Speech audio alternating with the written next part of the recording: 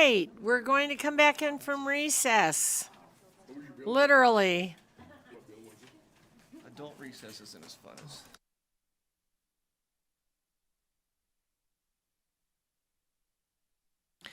All right, we're going to start out with Assembly Bill 77. This is Speaker Yeager's bill, but Senator Wynn is going to help us out. And she's going to pinch hit so we can hear the bill. So when you're ready, Senator Wynn, go right ahead. Good evening, Rochelle Wynn, Senate District 3, for the record, presenting AB 77. It is a good bill.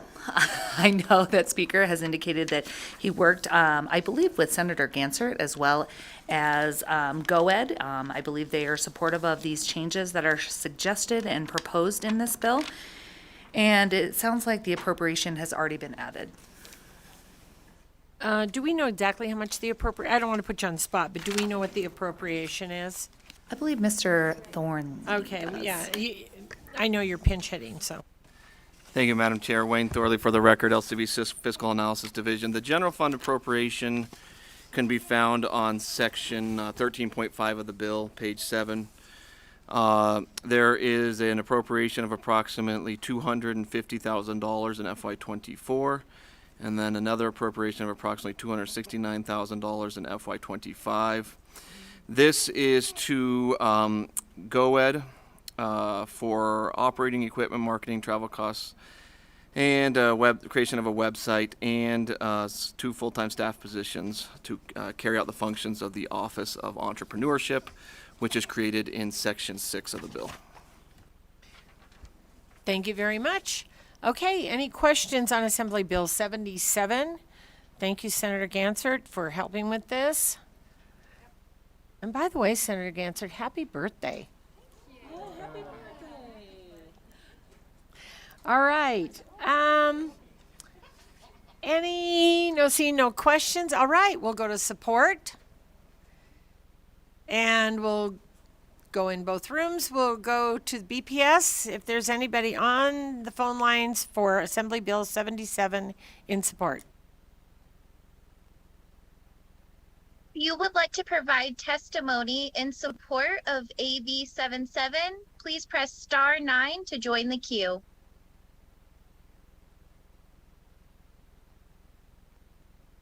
Chair, there are no callers choosing to testify at this time. Thank you very much. We'll go to opposition.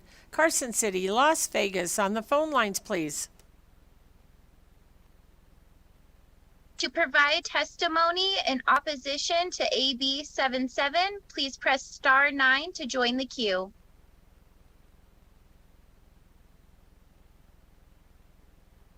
Chair, there are no callers choosing to testify at this time. Thank you very much. And we'll go to neutral. Carson City, Las Vegas, on the phone lines, please. If you would like to provide testimony in neutral for AB 77, please press star 9 to join the queue.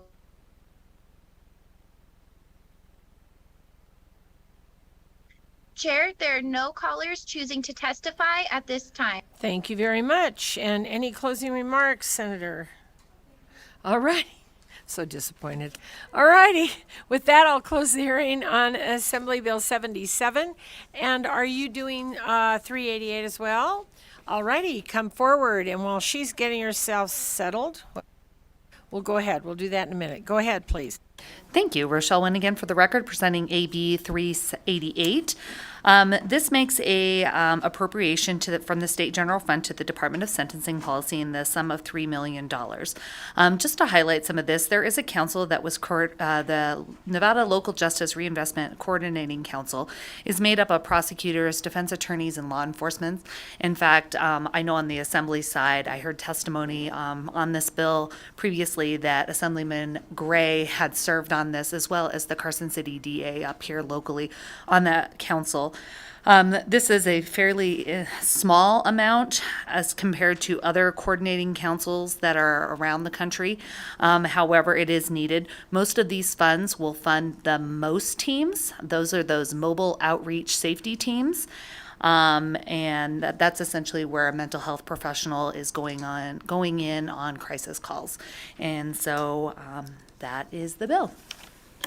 Thank you very much. Any questions on this particular bill?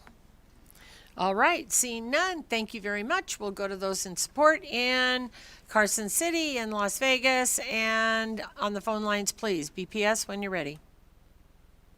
If you'd like to testify in support on AB 388, please press star 9 on your phone to take your place in the queue.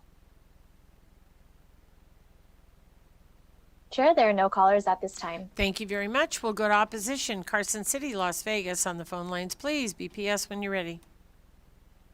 If you'd like to testify in opposition on AB 388, please press star 9 on your phone to take your place in the queue. Chair, there are no callers at this time. Thank you very much. And we'll go to neutral here in Carson City, in Las Vegas, on the phone lines, please. BPS, when you're ready. If you'd like to testify in neutral on AB 388, please press star 9 on your phone to take your place in the queue. Thank you very much. All right, closing comments? All righty, then we will close the hearing on Assembly Bill 388. Will you be doing 319? Okay, welcome to the table. Hi, this is Rochelle Wynn for the record, presenting Assembly Bill 319. This makes a $43 million appropriation to the state, from the State General Fund to the State Department of Agriculture for universal free lunch and breakfast and lunch for Nevada pupils.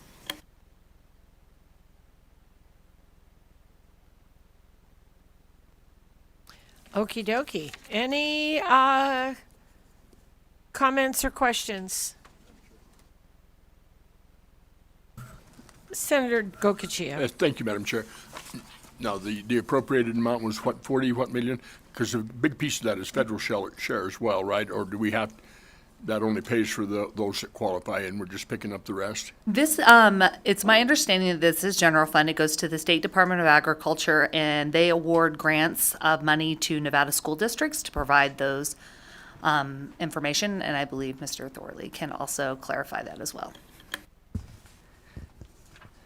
Thank you, Madam Chair. Wayne Thorley for the record, LCB Fiscal Analysis Division. Senator Goykachi, in response to your question, the federal national school lunch and school breakfast programs are still operating and are funded by the federal government. Eligible families still sign up for that, and the local school districts receive reimbursement from the federal government for meals provided for those students who are both eligible and signed up. This amount would then cover free school breakfast and lunch for those students who do not qualify under the federal program. And this is very similar to the program we had during the pandemic where everybody got it free. And yeah. Thank you. I just wanted that clarification. Okay, thank you. Thank you very much. All right, thank you very much. All right, with that, we'll go to those in support in Carson City, Las Vegas, on the phone lines. BPS, when you're ready. If you would like to testify in support of AB 319, please press star 9 to take your place in the queue.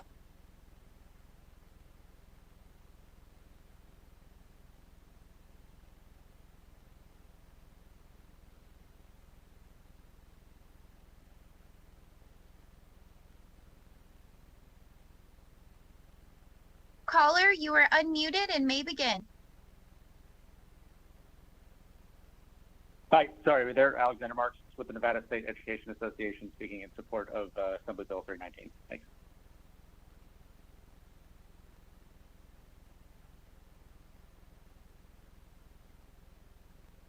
Next caller, please. One moment, Chair. Caller, you are unmuted and may begin. Good evening, Chair and members of the committee. My name is Amber Falgo, AMBER FALGOUT, and I am calling with Battleborn Progress in support of Assembly Bill 319. I will make it very quick for y'all because I know folks want to get out of there. We are in full support of this bill. It's a great investment in our children. Thank you all for your time. Have a good night. Thank you very much. And with that, are we finished, BPS? Yes, Chair. No additional callers at this time. Thank you very much. We'll go to opposition. Those in Carson City, Las Vegas, we'll go to the phone lines. BPS when you're ready. If you would like to testify in opposition to AB 319, please press star 9 to take your place in the queue.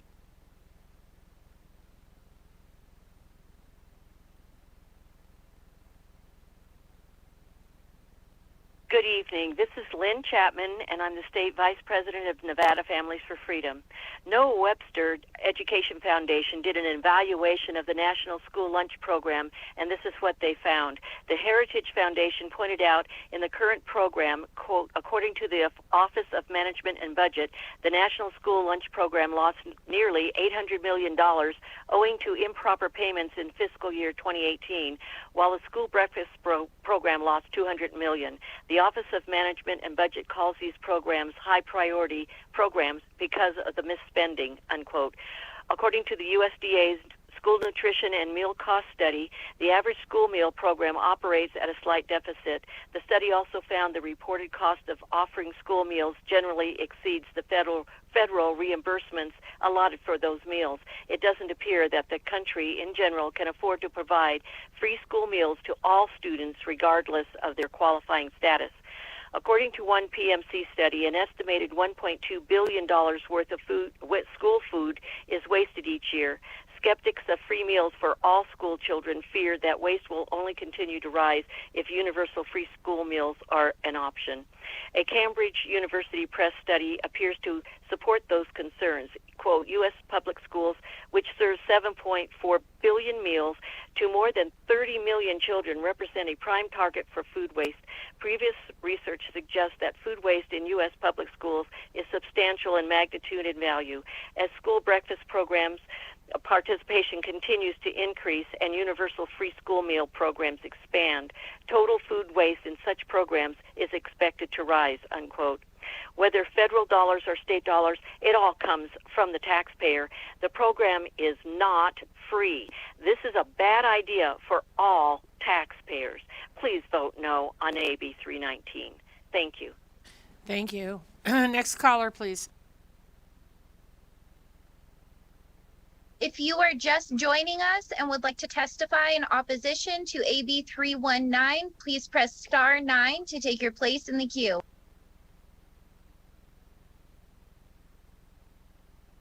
Chair, there's no additional testimony at this time. Thank you very much. We'll go to neutral here in Carson City, in Las Vegas, and on the phone lines, please. BPS when you're ready. If you would like to testify in neutral for AB 319, please press star 9 to take your place in the queue.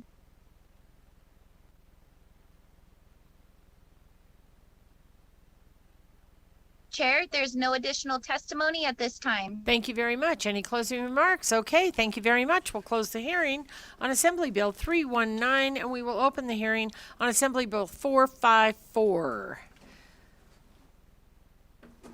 Good evening, Ms. Riva. Happy to have you. Go ahead when you're ready. Good evening, Chair, members of the committee. My name is Marcy Riva, and I serve as the Executive Director of the Department of Indigent Defense Services. Before you in AB 454 is a bill which allows a path for the department to obtain funding from the statutory contingency account if the allocation to the department is insufficient to reimburse our rural counties. The department is working with our rural counties to bring them up to the minimum standards for indigent defense services as is required by a stipulated consent judgment. And I'm available if there's any questions. Thank you very much. Any questions from the committee? Okay. Seeing none, thank you very much. With that, I'll go to support in Carson City, Las Vegas, and on, oh boy, you better be quick or be gone.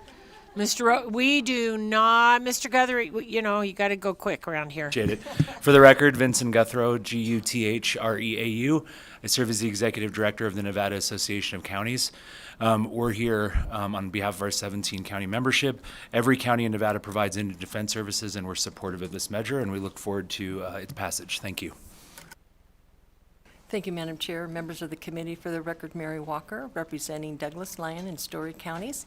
And we think this is a very fair and reasonable approach, and we appreciate the bill and everybody who's worked on it. Thank you very much. All right, anybody else? This is a little bit like whack-a-mole. You got to move quick. All righty, we're on BPS. Please. If you'd like to testify in support on AB 454, please press star 9 on your phone to take your place in the queue. Chair, there are no callers at this time. Thank you very much. We'll go to opposition in Carson City. Las Vegas, on the phone lines, BPS, when you're ready. If you'd like to testify in opposition on AB 454, please press star 9 on your phone to take your place in the queue. Chair, there are no callers at this time. Thank you very much. And we'll go to neutral in Carson City, Las Vegas. On the phone lines, BPS, when you're ready. If you'd like to testify in neutral on AB 454, please press star 9 on your phone to take your place in the queue. Chair, there are no callers at this time.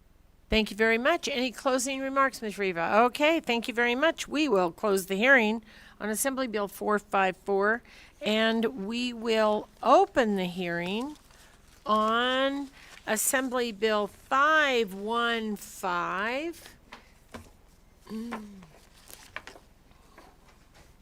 And go ahead when you're ready, please. Good evening, Chair John Darrell, members of the Senate Finance Committee. For the record, my name is Craig Satuki. I serve as the Interim Deputy Superintendent of Educator Effectiveness and Family Engagement for the Nevada Department of Education. I am here today to present Assembly Bill 515, which creates the Incentivizing Pathways to Teaching Grant Program. The language of this bill is required to implement the program and is requested by the Joint Assembly Ways and Means and Senate Finance Committees during budget closings for the Nevada Department of Education. The Incentivizing Pathways to Teaching program is currently funded utilizing ESSER funds and provides tuition assistance to college students in the last 3 semesters of their teacher preparation program and stipends for students who are completing their student teaching experience. Chair, I'll skip the overview of the bill and I'll stand for questions if you have them. Do we have a fiscal note on this? We do not have a fiscal note. An appropriation was already made in the K-12 budget closings. Perfect. Thank you very much. All right. Any questions on Assembly Bill 515? Seeing none, thank you very... Oh, I'm sorry, Senator Gokachia. Oh. What's the amount of the appropriation? $6.7 million in each year of the biennium. Okay. Craig Satuki for the record. Thank you. That's well spent money. Thank you very much. All right. With that, any other questions from the committee?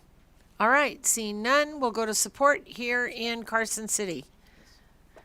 Las Vegas, and on the phone lines, BPS, when you're ready. If you would like to testify in support of AB 515, please press star 9 to take your place in the queue.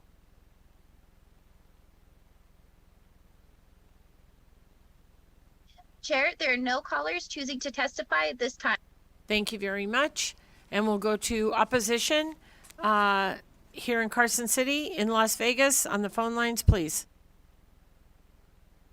If you would like to testify in opposition to AB 515, please press star 9 to take your place in the queue.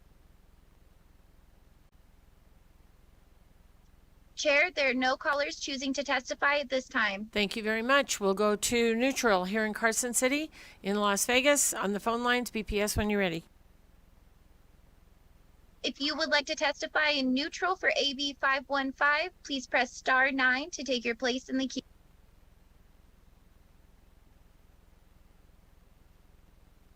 Chair, there are no callers choosing to testify at this time. Thank you very much. Any closing remarks, Mr. Statuki? Okay, then we'll close the hearing on Assembly Bill 515, and we'll open the hearing on Assembly Bill 523. And we've got a very familiar face coming to the table. Welcome. Thank you, Madam Chair and members of the committee. For the record, Adam Dross with LCB Fiscal Analysis Division. The standard disclaimer that as nonpartisan staff, I neither advocate for nor oppose legislation, but tonight I'm here to present Assembly Bill 523. This is a budget implementation bill and revises certain provisions for the pupil-centered funding plan based on the action of the money committees. This includes revenue, cash flow, the inflation calculation, and items related to the Education Stabilization Account, otherwise known as the K-12 Rainy Day Account. Sections 1 and 4 of the bill cover revenue and revises the sources of revenue for the State Education Fund to include minor revenue related to the Department of Agriculture fines, as well as some other revenue that is currently provided for the State Education Fund, but not reflected in NRS 387-1212. For cash flow, Section 3 and 5 of the bill provides authorization for cash flow advances from the Education Stabilization Account with IFC approval, as well as the general fund if funding from the Education Stabilization Account it does not provide adequate funding, and that also requires IFC approval. Sections 2 and 6 of the bill revises the calculation of inflation for the pupil-centered funding plan to reflect a 3-year average rather than a 1-year calculation. And finally, Section 5 provides various changes for the Education Stabilization Account. This includes increasing the funding cap for the account from 15% to 20% and allowing the Interim Finance Committee to utilize funding from the account for any decreases in funding for the State Education Fund. And Madam Chair, that completes my overview, and I'm available for any questions. Thank you very much. Any questions from the committee on Assembly Bill 523?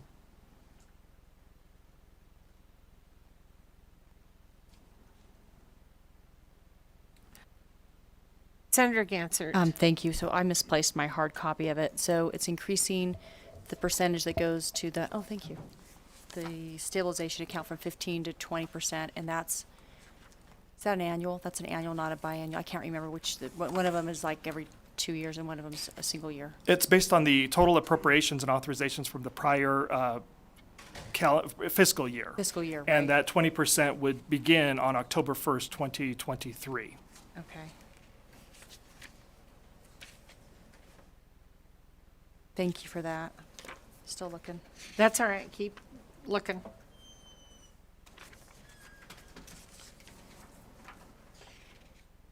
And Madam Chair, through you to Senator Sievers-Gansert, that's on page 8 of the bill, Section 5. I don't have my hard copy either. I think it's in here somewhere. Got it. Thank you.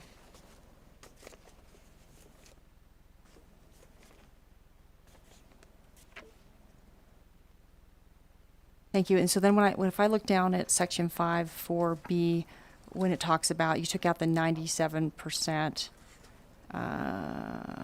So we used to have a measurement where that was where we would take a loan. Is that what it was? We used to borrow some money, and we're going to be borrowing it from the Education Stabilization Account, or can you? Sure, Madam Chair, through you to Senator Sievers-Gansert. Section 5(4)(b) is related to changing any decrease in revenue greater than 3% as in current statute. However, this would allow any decrease in revenue, the IFC to allocate funding from the Education Stabilization Account to make up for any decrease in revenue, as opposed to greater than 3%. And so when it's a decrease in revenue, so that's a decrease of the actual versus forecast? Is that what you mean? Correct. Okay. For the authorizations, in other words, the non-general fund revenue. And then when that happens, does it have to go through IFC, or is there an automatic transfer to even it up as you go? For that, it would require IFC approval to allocate funding from the Education Stabilization Account to the Pupil-Centered Funding Plan account to make up for that loss in revenue. Okay. As well as the cash flow advances that I discussed earlier. Right. Okay. Thank you. Thank you very much. Any additional questions, Senator Gokachia? All righty. Last call. Okey doke. Thank you very much. All right, with that, we will go to support here in Carson City, Las Vegas, and on the phone lines, BPS when you're ready. If you'd like to testify in support on AB 523, please press star 9 on your phone to take your place in the queue. Chair, there are no callers at this time.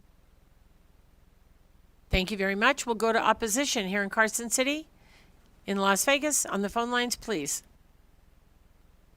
If you'd like to testify in opposition on AB 523, please press star 9 on your phone to take your place in the queue.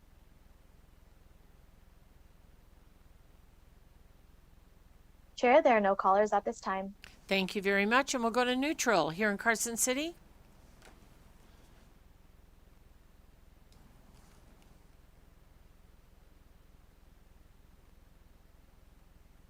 Good evening, Madam Chair, members of the committee. Megan Peterson, Deputy Superintendent for the Department of Education, for the record. I wanted to clarify on the record today with the passage of AB 523, which establishes a repayment deadline of August 31st when an advance is approved due to a delay in the receipt of revenues in the pupil-centered funding plan account. This date may have conflicts with dates established for the repayment of funds from school districts, which is currently established as September 25th in law. As a result, we may not necessarily have the expected revenues to be able to repay the funds on August 31st as established in this bill. Thank you. Thank you very much. Any questions on that statement? All right, thank you very much. And with that, we'll go to neutral in Las Vegas and then on the phone lines, BPS, when you're ready. If you'd like to testify in neutral on AB 523, please press star 9 on your phone to take your place in the queue.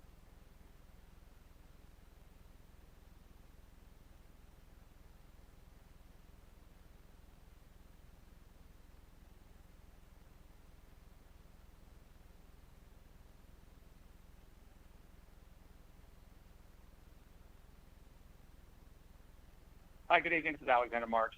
If possible, I don't know what was going on with my phone. I would like to testify in neutral, if that's okay with the chair. Thank you very much. Is that your statement, sir? I just have a couple sentences, and I apologize if that's all right. I know I was trying to get in on neutral, but it wasn't working. Oh, okay, go quick. Thank you. Just NSCA opposes Assembly Bill 233, increasing the cap from 15 to 20, as it would stash away just another $322 million by the end of the biennium. We also just have an issue with the calculation of the rate of inflation, as we believe it'll shortchange Nevada students in times of high inflation. Thank you. Thank you very much. Any additional callers online? Here, there are no more callers at this time. Okie doke. Thank you very much. Any closing statements? Mr. Drost? Okay. With that, we'll close the hearing on Senate Bill 523 and we'll go to Senate Bill 510.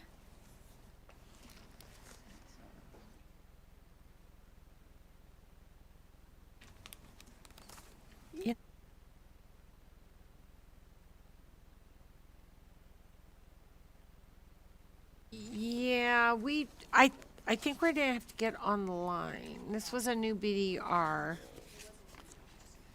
I'm sorry?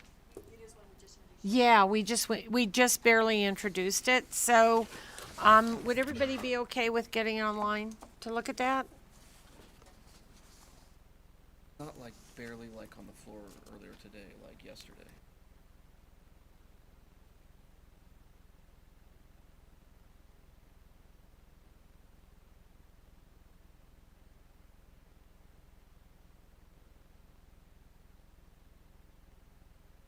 I was just going to say, who's here? Good evening, Miss Stevenson. I am sorry. Go ahead when you're ready. Awesome. Thank you, Madam Chair. I just want to tell you, I drove all the way back, too. I went home. And Wayne goes, oh, wait, we're going to hear this. So I'm always... Sorry about that. Enjoy your company. Good evening, Madam Chair and members of the committee. For the record, my name is Amy Stevenson. I am the Director for the Governor's Finance Office.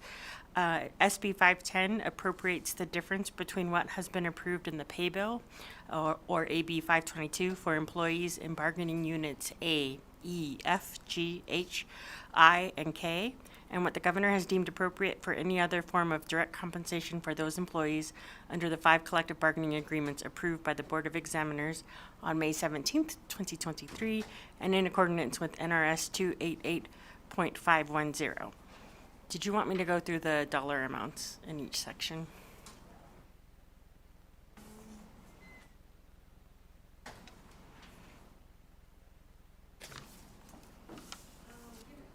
If you can just give Cliff Notes. Can you give Cliff Notes? And if you can't, don't do it. I'm not doing it then. Okay. We're good with it because we've got a lot of work tonight. All right. I will let everybody ask questions. How's that? That's how we'll do Cliff Notes. All right. If everyone would like to let me know if you have any questions after you have a minute to look at it.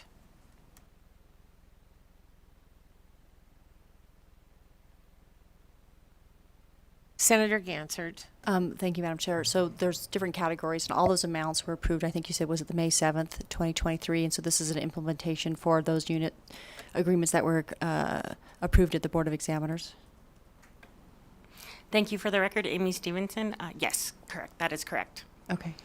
And it was May 17th, not May 7th. May 17th, okay. Thank you.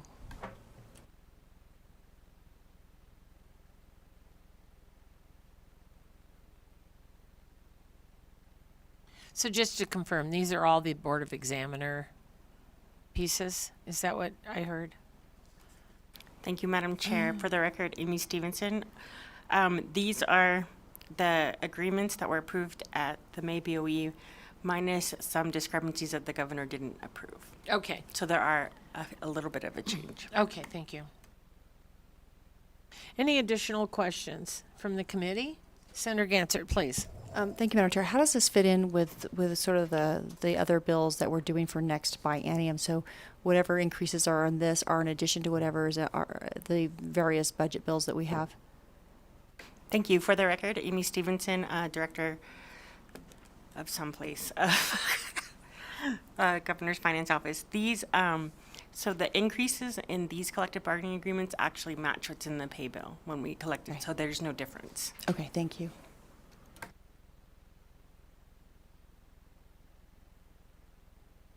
I don't see any more questions.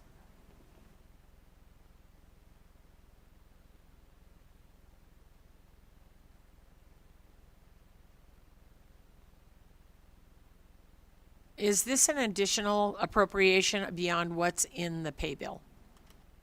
Amy Stevenson, Director for Governor's Finance Office. Yes. So if I misunderstood your question, because the pay that is in there, the percentage or COLAs, is the same as what we, so this is above and beyond what's in there. So the pay is the same, so that appropriation's already been made in the pay bill, and then this is for all the other economic items that were negotiated. Does that make sense? Thank you. So the combination of this bill and the pay bill gets us to what we were expecting to pay employees. So the combination of the two reflects what was agreed to as far as pay increases, or what was proposed? Wayne Thorley for the record, LCB Fiscal Analysis Division. As Ms. Stevenson noted, the appropriations in this bill fund the economic provisions of the 5 collective bargaining agreements that were not funded in the pay bill. So as an example, the governor's recommended COLAs were funded in the pay bill. All 5 bargaining units bargained for the exact same COLAs. So funding for those COLAs is not included in Senate Bill 510 because it's already in the pay bill. However, the collective bargaining units bargained for additional economic payments beyond the COLAs. For example, some of the groups bargained for special pay. So for special duty, for one of the law enforcement groups, there's canine pay. If they're on canine duty, they get an increase in a percentage increase in their hourly rate. Money to fund those things, which were not included in the pay bill, are included in this bill.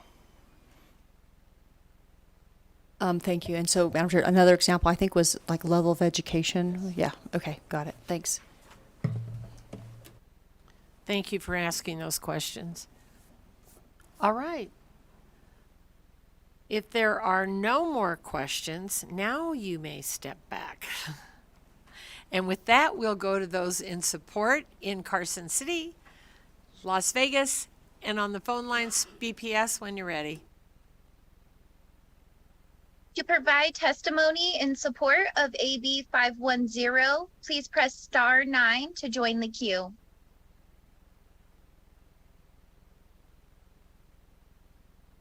Chair, there are no callers choosing to testify at this time. Thank you very much. And we'll go to opposition here in Carson City, in Las Vegas, on the phone lines, BPS, when you're ready.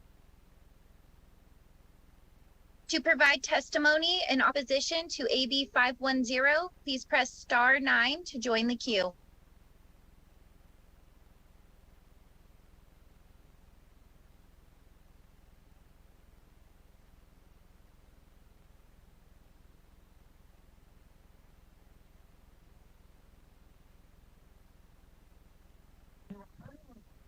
Hello, my name is Christina Patrone. I'm Nevada born, living in Las Vegas.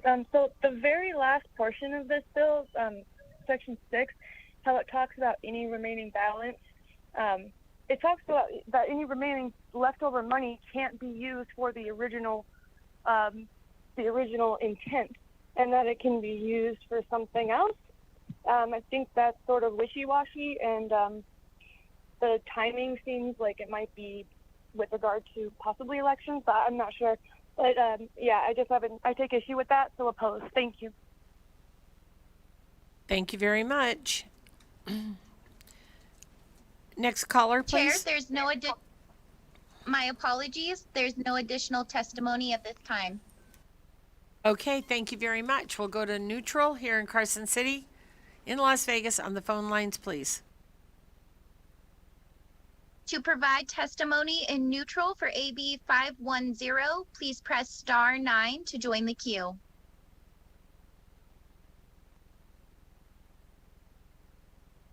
Chair, there are no callers choosing to testify at this time. Thank you very much. Any closing remarks, Ms. Stevenson?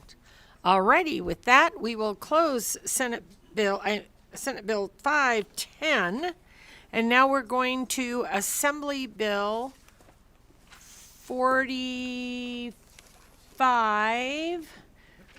Oh, they're just like that. Okay, go ahead, please, when you're ready. Thank you and good evening, Madam Chair. For the record, Eric Jimenez with the State Treasurer's Office, and I will do an extremely brief presentation of Assembly Bill 45. This is a bill that stemmed from the Nevada Recovers listening tour that the Treasurer, former Governor Sisolak, and all of you, and we thank you for joining us over 123 events over 87 days, which I had to spend entirely with your state treasurer, and I'm still here. So we're sorry about that. I know he seems great, but after Yeah. J81, it doesn't. We understand. We feel your pain. But in every community, Madam Chair, we continue to hear one of the most reverberating, loudest concerns, whether we were in rural communities, urban communities, and even some of our more well-established neighborhoods. People did not have access to a doctor. And we spent a lot of time figuring out how could we incentivize new doctors to come to the state. There's a lot of work being done by Senator Pezzina and others on some of the residency programs. But what we settled on was how could we stand up a student loan repayment program that could attract doctors, commit them to serving in the communities that need the most help for a certain period of time, and then helping repay their student loans, since we know that physicians and other healthcare professionals across the spectrum have a significant medical debt, and oftentimes will go to other states if they cannot figure out ways to do that. So broadly, in Assembly Bill 45, you will see that this program would be run out of the State Treasurer's Office.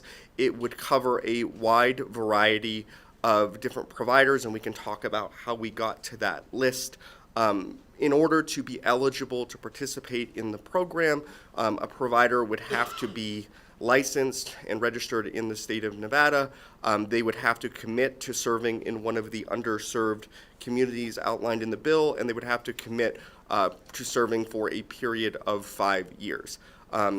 We would develop a sliding scale methodology, and that's important because it would allow us to kind of right-size the amount of student loan repayment. So obviously a nurse would have a different level of student loan debt than a physician and a dentist and other things like that. So we would develop a sliding scale, and then we would pay that by year. So we wouldn't be out if for some reason some circumstances changed and a doctor had to move after year one. We wouldn't be out 5 years of repayment. So we were hopeful to right-size that.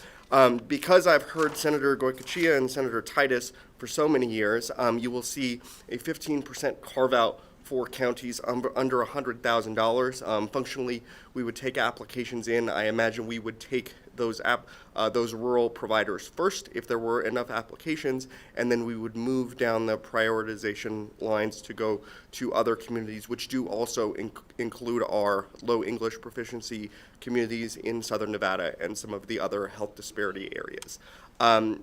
At the end of the bill, Madam Chair, just to get on the fiscal This bill contemplates a transfer from the unclaimed property account, the abandoned property trust, which currently funds $7.6 million of the Governor Gwynn Millennium Scholarship, $1 million of the grants matching fund that I think Assemblywoman Monroe Moreno talked a little bit about earlier today, and it would put $2.5 million each year into this program. This is a really important mechanism because assuming this body, felt the same way we do about this bill, we wouldn't have to come back to the legislature every year or every 2 years for funding. If it's built into the unclaimed property trust, it would mechanically happen every year, and that would give the providers who participate in the program a lot more certainty that those dollars are going to be there. There is another program that got added in late in the Ways and Means Committee. There's an existing student loan repayment program run out of the UNR School of Medicine. We worked with Dr. John Packham on this, that serves a more limited number of providers, so this is a little more expansive, and we have worked collaboratively with them to figure out how both programs could be layered. But that program also has gone to the legislature for dollar-for-dollar match funding each year. So they put the state of Nevada puts $250,000 a year, and then they go to the federal government and get $250,000 a year. That bill was looking like it was going to die this session, so we amended AB 248 from Assemblyman Hafen into this bill. So now, assuming this bill passes, the grant matching dollars for the Health Service Corps out of the UNR School of Medicine would be funded in perpetuity as well. And with that, Madam Chair, I'm sorry for being a little less than brief, but happy to take any questions. Thank you very much. You've done a fine job, and I am so happy to see that you have a commitment of 5 years on there. Questions from the committee? Senator Wynn. Do other state treasurers' offices administer similar programs in other states, or are these housed in other agencies that administer these type of programs?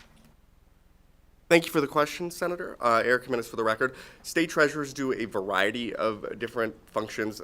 One state treasurer in Florida, I think, is also the fire marshal. We're not advocating for that. One or two do. We do see a number of state treasurers do student loan repayment programs for teachers, and we have another bill that will be coming to you very soon, Assembly Bill 428, which addresses that issue. But we see a myriad of different offices that would run these types of programs. A few years back, we modeled this program after it was a very brief program run out of the Governor's Office of Science, Innovation, and Technology. OSIT, through a grant from the Pennington Foundation, they did a very similar sliding scale methodology, but that program ran out of money and went away. So we're hopeful that this is a good home for it. And since we do have the student loan ombudsperson, which you all created in the 2019 session, it kind of dovetails off the work that we are already doing regarding student loans. Thank you very much. Senator Neal. Thank you, Madam Chair. It just seems like this would be better positioned anywhere else. Maybe the Department of Education, because there are duties in here where you're going to, number one, you're determining whether or not someone is a certain kind of medical student or engaged in a certain kind of medical practice. Then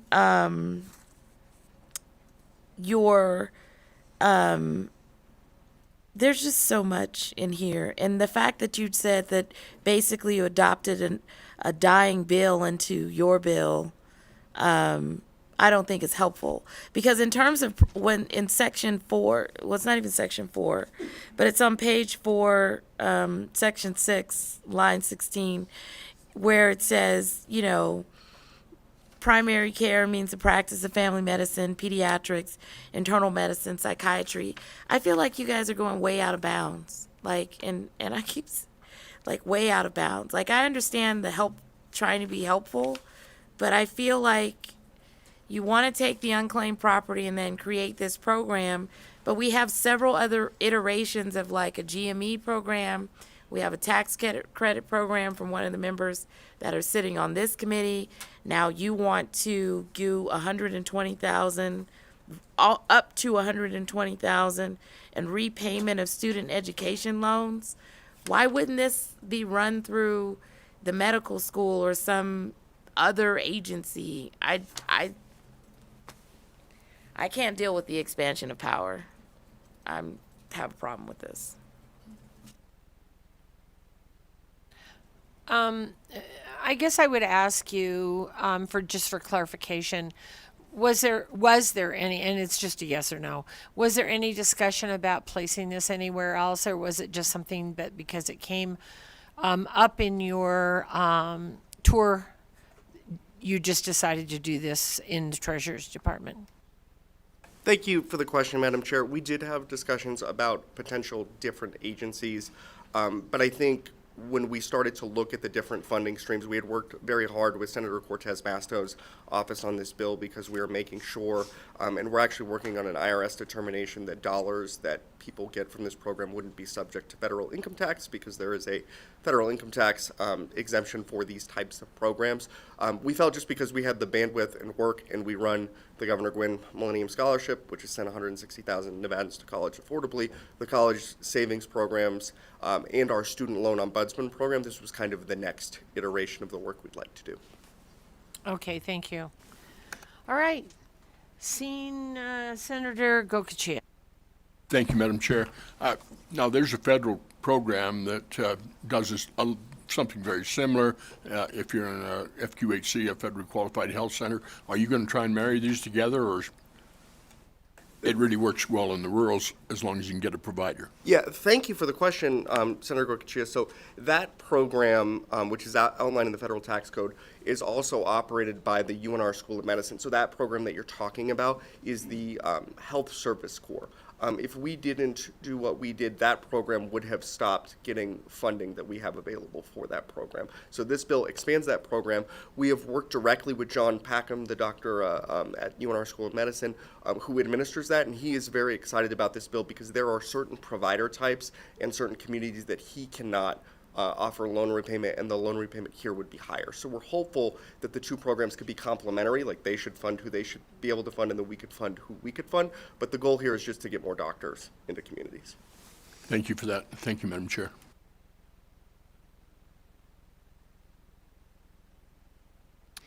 All right, additional questions? All right, seeing none, thank you very much.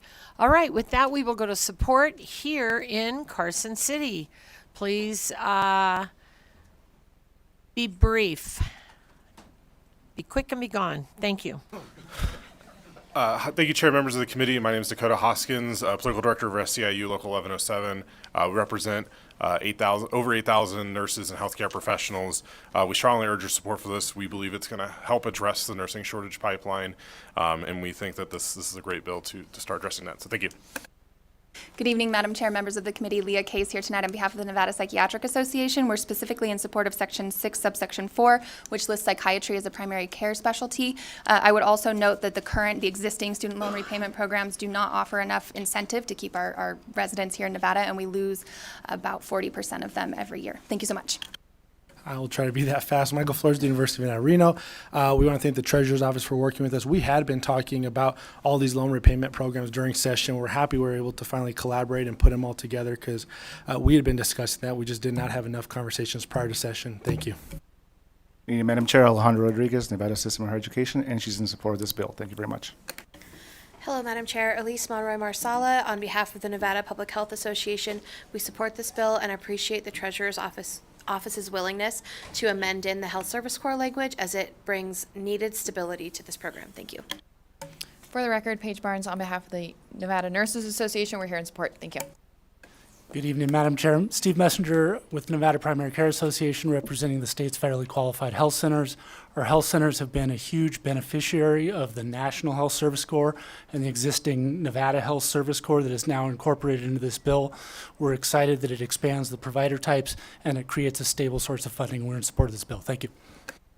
Sarah Adler, Nevada Advanced Practice Nurses Association, and we are in support and exactly ditto what Steve just said about the marriage with the Health Service Corps and its focus on rural. Thank you. Well, Madam Chair, my name is Eric Zhang, ERICJENG, here on behalf of One API Nevada, Asian Community Development Council, and our new Happy Medical Center, Healthy Asian Pacific Islander Community Center, Health Center, addressing healthcare for limited English proficient clients. So thank you so much and full support of this bill. Thank you. Madam Chair, members of the committee, Connor Kane on behalf of Touro University, Nevada. We're also in support. Thank you. Wow, you all did great. A+. Okay, we'll go to Las Vegas and to the phone lines. BPS when you're ready. If you'd like to testify in support on AB 45, please press star 9 on your phone to take your place in the queue.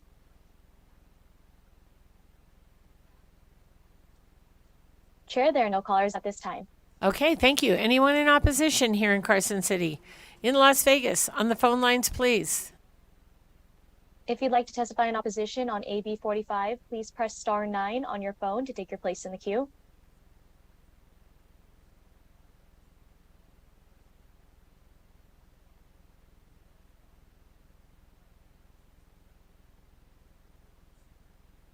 Caller with the last 3 digits, 394, you are unmuted and you may begin.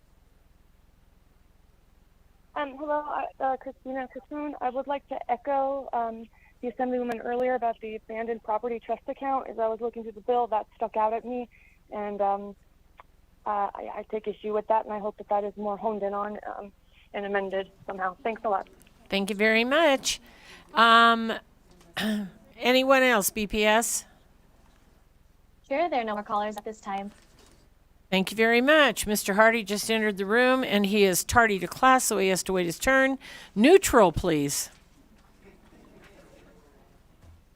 Anyone in Carson City? Las Vegas. Phone lines, please, BPS. If you'd like to testify in neutral on AB 45, please press star 9 on your phone to take your place in the queue. Chair, there are no callers at this time. Thank you very much. Mr. Hardy, are you actually here for this bill or not? Okay, good. It was great to make fun of you. Okay, thank you, sir. It's lots of fun in here. All righty, thank you. And with that, I'm assuming, we will close the hearing. Okay, thank you very much. All right.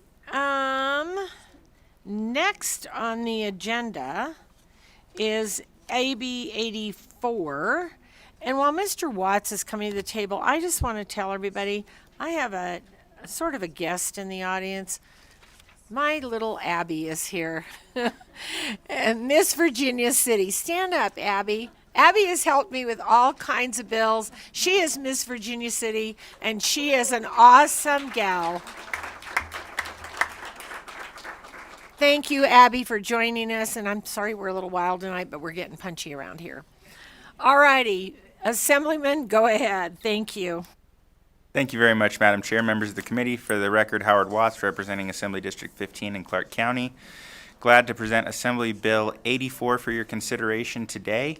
As amended, this bill will provide for all members of Nevada tribes, as well as all honorably discharged, all discharged veterans from our armed services to gain free entry to our Nevada state parks. There is an appropriation based on the projected lost revenue from providing free entry for our veterans and indigenous Nevadans, and that is in section 1.7. Projected at $214,000 in fiscal year 2023-24 and $241,000 in fiscal year 2024-2025. Glad to answer any questions that the committee may have. Thank you very much, sir. All righty. Any questions on Assembly Bill 84? Senator Gokachia. Thank you, Madam Chair. Thank you, Madam Chair. To the Assemblyman. Now, how are they going to have to use the tribal ID and/or veteran typically doesn't carry his discharge papers? Thank you for that question, Senator Goicoechea. Howard Watts for the record. So we didn't specify exactly how, but yes, tribal IDs would be the easiest way for those tribal members to qualify. And basically, they'd bring that forward, and they would get. There's an annual pass for entry. There's another separate pass that's related to entry and all fees, including camping and boating. So this is just entry. So they would present that, and they'd get an annual pass. And then once that expires, they would come back and show it again, and they'd get another annual pass. And for veterans, again, they could use VA IDs, discharge papers, etc. And we actually wanted to make sure that in consultation, the National Park Service provides free entrance to all veterans and Gold Star families. And when we looked at that, we wanted to make sure this originally said honorably discharged. We included all discharges other than dishonorable because that aligns with VA IDs and some of the other paperwork. So, it would be discharge paperwork, a VA ID, anything that clearly shows that they completed a term of service. Thank you. And then just one follow-up, if I may, Madam Chair. But this is only the entry permit, so if you want to camp in there or whatever, those will be outside of that. Howard Watts for the record. That's correct. Thank you, Senator. Thank you, Madam Chair. Thank you for the question, sir. Any questions on Assembly Bill 84? Okay, here we go. We're on the run. Support in Carson City.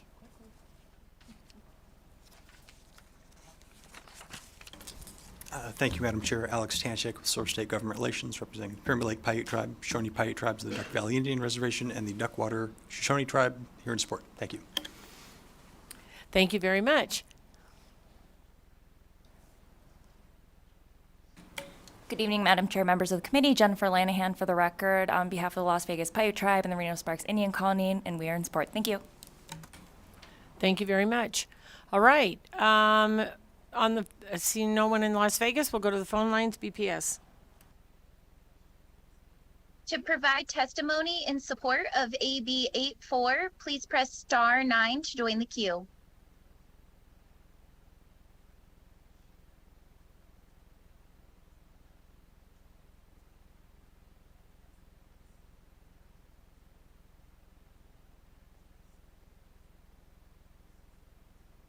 Okay, I'll be quick. I am in support of this bill. Christina Quattrone again for the record. However, it would be nice if it could be expanded to people that were born in the state of Nevada as well. Thank you. Thank you very much. BPS, anyone else on the line? No additional testimony at this time, Chair. Okay, we'll go to opposition here in Carson City. Las Vegas, on the phone lines, please, BPS. To provide testimony in opposition to AB 84, please press star 9 to join the queue. Chair, there are no callers choosing to testify at this time. Thank you very much. We'll go to neutral here in Carson City.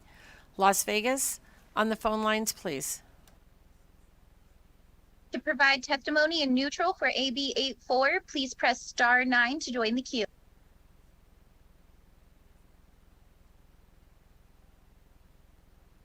Chair, there's no testimony at this time. Okay, any closing remarks, Assemblyman? All righty, thanks for joining us several times today. With that, I'll close the hearing on Assembly Bill 84, and I'll open the hearing on Assembly Bill 119. Assemblyman Ornlicker, welcome. Senate Finance. Good evening. Thank you, Chair. Thank you, members. So it's David Ornlicker from Assembly District 20 on the southeast side of Las Vegas. And Assembly Bill 119 proposes a committee to study deaths of vulnerable adults when the deaths are suspected to have been caused by maltreatment. The hope is the committee will help us better understand the causes of these deaths and how to reduce them. The proposal in this bill was initiated by a letter last July from Jennifer Richards of the Aging and Disability Services Division at Health and Human Services to the Interim Committee on Judiciary. And in her letter, she outlined recommendations for committee action, including a discussion of this kind of a review team. And in her letter, she wrote that Nevada currently has fatality review teams for domestic violence, children, and a maternal mortality review committee. Nevada's older adult population is one of the fastest growing in the country, and case data from Adult Protective Services continues to increase. The committee should assess the opportunity in Nevada to develop a fatality review team, and that would review deaths resulting from or related to elder abuse to learn about and improve the responses of Adult Protective Services, healthcare providers, law enforcement officers, prosecutors, victim assistance providers, and other stakeholders. The results can be used to promote policy changes in government and private agencies, identify gaps and barriers to service for victims prior to death, increase public awareness, and help improve the safety and health of Nevada residents. So the sections of the bill define the role of the committee, its responsibilities, its actions. There is a small conceptual amendment from the AG's office to better define the office's role. And with that, I'll take any questions you have.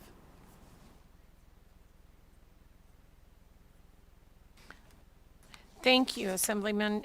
Did you say there was a fiscal note? When we amended it in the Assembly and defined the AG's role, we imposed some responsibilities that generated a fiscal note. We removed those responsibilities to eliminate the fiscal note. So there's no fiscal note. Perfect, thank you. I just wanted to confirm. Is the amendment done over there, or is it a conceptual, or? Yeah, I sent it to Mr. Thorley. We sent it to him a couple hours ago, and it's pretty simple, but it basically. But we don't have it. We just got it. Okay.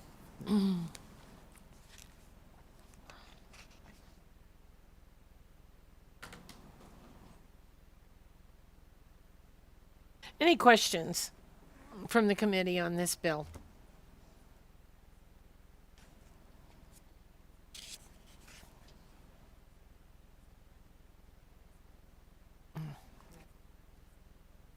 Mr. Thorley will email that to all of us.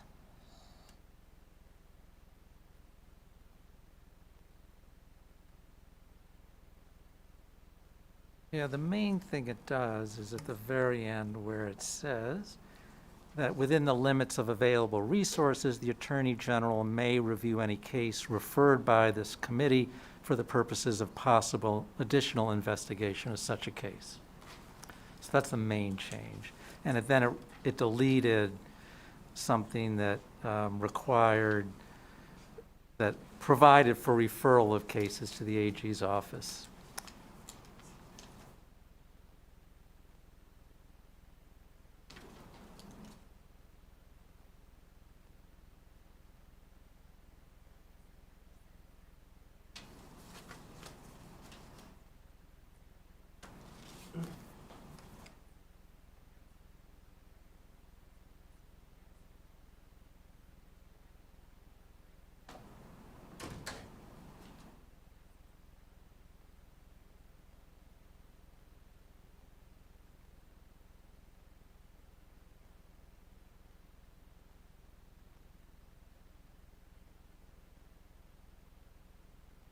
Am I understanding clear that this amendment takes away the fiscal impact?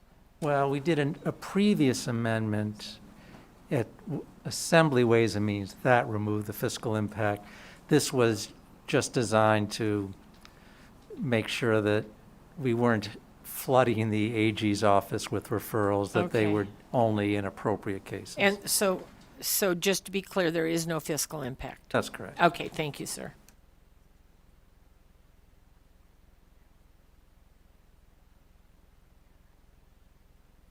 Okay, committee, once you've had a chance to look at this, if you have any questions, please let me know. Any questions, Senator Gansert? Okay, thank you very much. Thank you. All right, with that, we'll go to support with Assembly Bill 119 here in Carson City, Las Vegas. On the phone lines, BPS, when you're ready.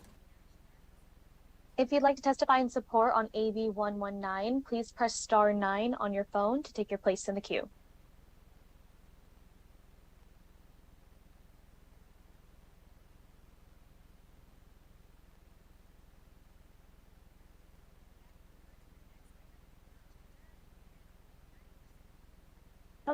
Christina Patron. I have an anecdotal story just really quickly, but I am in full emphatic support of this.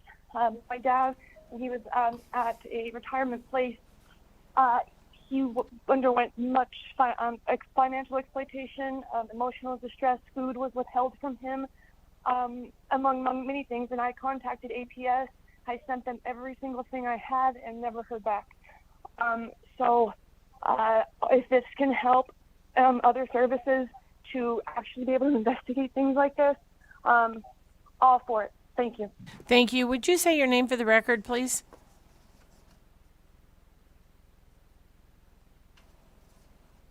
One moment, Chair, as I reconnect her. Can you hear me? Yeah. Madam? Yes, would you say your Yes, name my for the is record? Christina.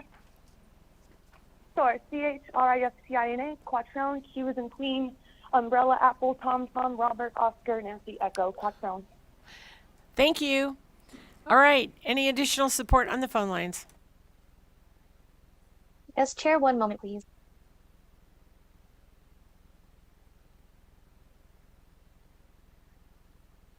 Good evening, Chair and the committee.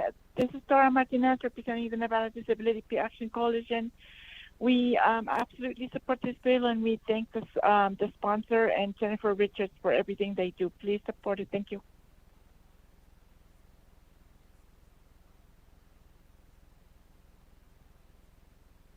BPS, is there anyone else? My apologies, Chair. There are no more callers at this time. Thank you very much. All right, with that, we'll go to opposition here in Carson City, in Las Vegas. On the phone lines, please. If you'd like to testify in opposition on AB 119, please press star 9 on your phone to take your place in the queue.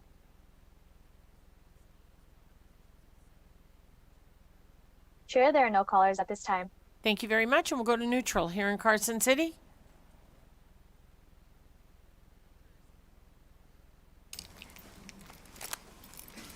Good evening, Chair and members of the committee. My name is Lieutenant Beth Schmidt with the Las Vegas Metropolitan Police Department. I want to appreciate Assemblyman Orent-Lichter for bringing stakeholders together. The Attorney General's conceptual amendment does bring Metro Police to the neutral position. Thank you very much. Any additional neutral here in Carson City, in Las Vegas? On the phone lines, please. BPS, when you're ready. If you'd like to testify in neutral on AB 119, please press star 9 on your phone to take your place in the queue. Chair, there are no callers at this time. Thank you very much. And with that, we will close the hearing. I'm assuming no closing remarks. Okay. We'll close the hearing on Assembly Bill 119. And we'll open the hearing on 125. I don't see that person. Oh, there you are. You were hidden back in the back row. Welcome back to Senate Finance. Please go ahead when you're ready.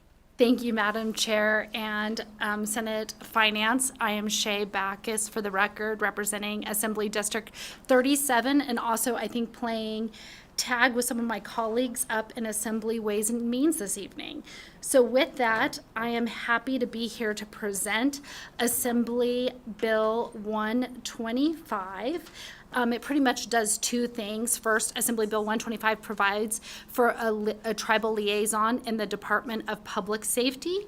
And there's like a variety of responsibilities that are set forth in the bill as to what that liaison's going to do. Second, Assembly Bill 125 is also to ensure that Indigenous adult persons are getting captured in the National Crime Information Center.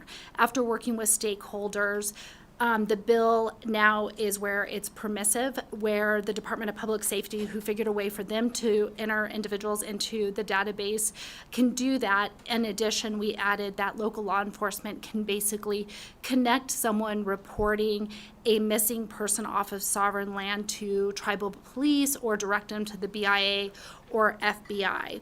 For a deeper dive into federal Indian law and criminal jurisdiction, I would always welcome you guys to watch the policy hearing held in Assembly Committee on Judiciary, held on March 6th.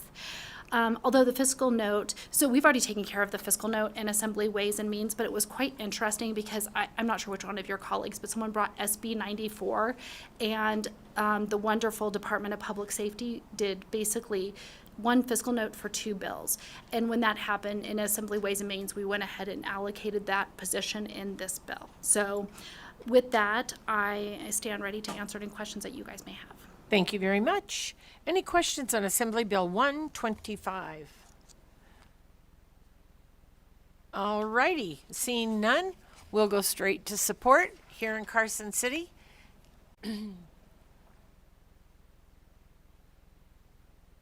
Got to move quick around here, don't you? Good afternoon, Madam Go Chair. ahead, please. Good afternoon, Madam Chair. Jennifer Lanahan for the record. On behalf of the Las Vegas Paiute Tribe and the Reno Sparks Indian Colony, we want to thank the bill sponsor for bringing this bill, and we are in full support. Thank you. Good evening, Chair and members of the committee. Lieutenant Beth Schmidt, Las Vegas Metropolitan Police Department, also representing the Nevada Sheriffs and Chiefs. We worked extensively on this bill. We are really pleased with how this turned out. This is a very, very important issue, and I think it really does help advance the way that Nevada is going to address missing Indigenous persons, and we support the bill. Thank you. Alex Tanchak with Seoul State Government Relations, representing the Pyramid Lake Paiute Tribe, Shoshone Paiute Tribes, the Duck Valley Indian Reservation, and Duckwater Shoshone Tribe. Here in support. Thank you. Thank you very much. All right, any additional support here in Carson City? Seeing none in Las Vegas, we'll go to the phone lines. BPS when you're ready. To provide testimony in support of AB 125, please press star 9 to join the queue.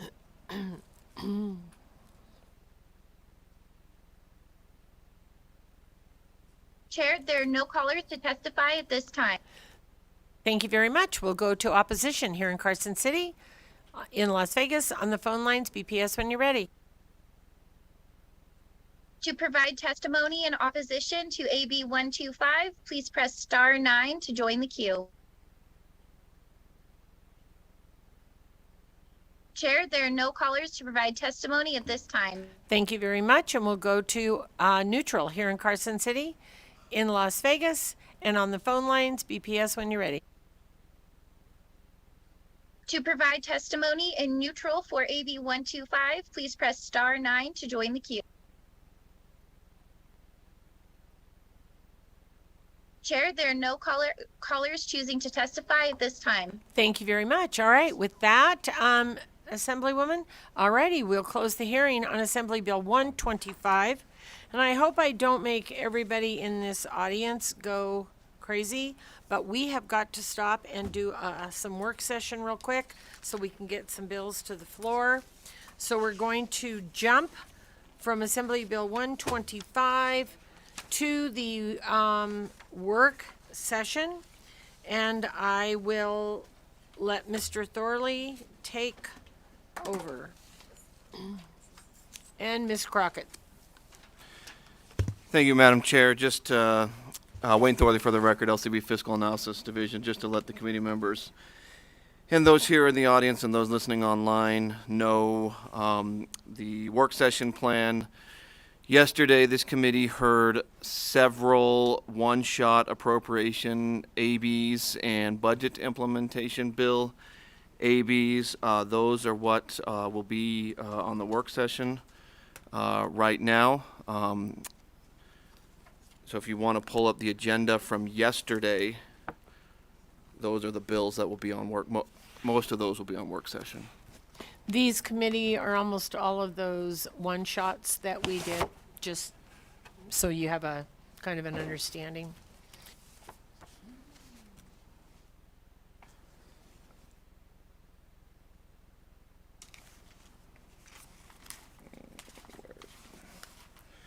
So we'll start with AB 469.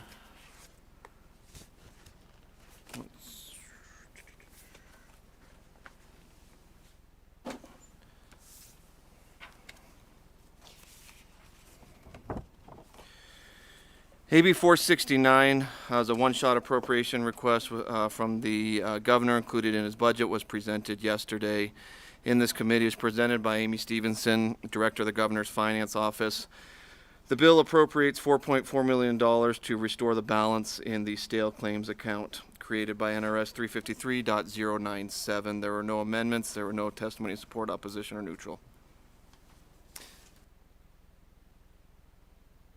All right, any discussion on that particular bill? I will accept a motion for due pass. Senator Neal, second from Senator Gansert. Any discussion on the motion? All those in favor say aye. Aye.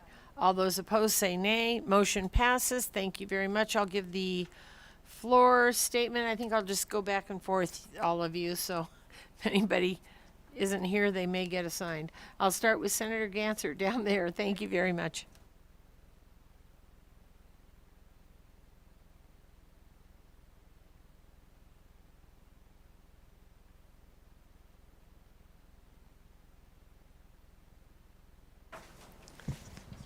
Kathy Crockett, Fiscal Analysis Division. The next bill for work session is Assembly Bill 470.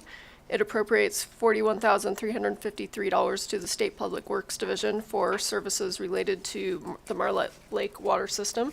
It was presented by the Department of Administration Deputy Director. There were no comments in support, opposition, or neutral, and the motion would be to do pass.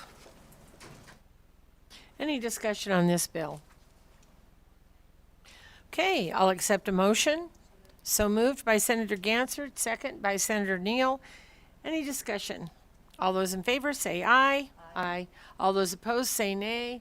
And we'll give the motion passes, and we'll give the floor statement to Senator Neal. Thank you very much. Mr. Thorley. Thank you, Madam Chair. Wayne Thorley again for the record, LCB Fiscal Analysis Division. The next bill on work session is Assembly Bill 471. Was presented in this committee yesterday by Matt Tuma, Deputy Director of the Department of Administration. The bill is a one-shot appropriation requested in the governor's budget. It appropriates $3,158 to the State Public Works Division for replacement computer hardware and associated software. There was no testimony of support, opposition, or neutral, and there are no amendments. If the committee wishes to move this bill, appropriate action be due pass. Any discussion? I'll accept a motion. Senator Wynn, second by Senator Senator Gansert. And any discussion on the motion? All those in favor say aye. Aye. All those opposed say nay. Thank you very much. Motion passes, and I'll give that floor statement to Senator Wynn.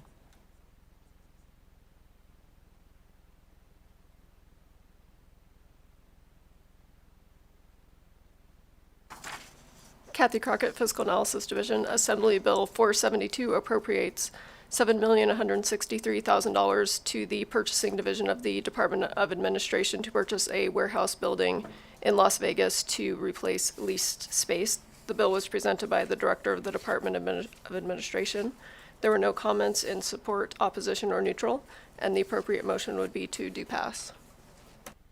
Thank you very much. Any discussion? Seeing none, I'll accept a motion. Senator Titus, my brain is just fried right now. My left and right is mixed up. Senator Gansert, I'm sorry, I apologize. And second by Senator Wynn. Any discussion on that motion? All those in favor say aye. All those opposed say nay. Motion passes. And that particular floor statement will go to Senator Canizaro. If you're not here, you still get assigned. All righty, we'll keep going.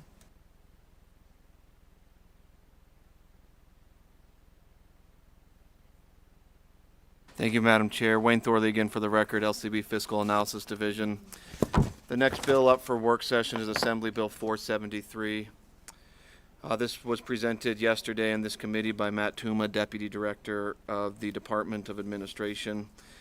This is a one-shot appropriation request that was included in the governor's budget. The request is for $12.8 million for the purchase of replacement vehicles for the Fleet Services Division, the Department of Administration. There was no testimony to support, opposition, or neutral. There were no amendments presented on the bill. If the committee wishes to move this bill, the appropriate action would be due pass.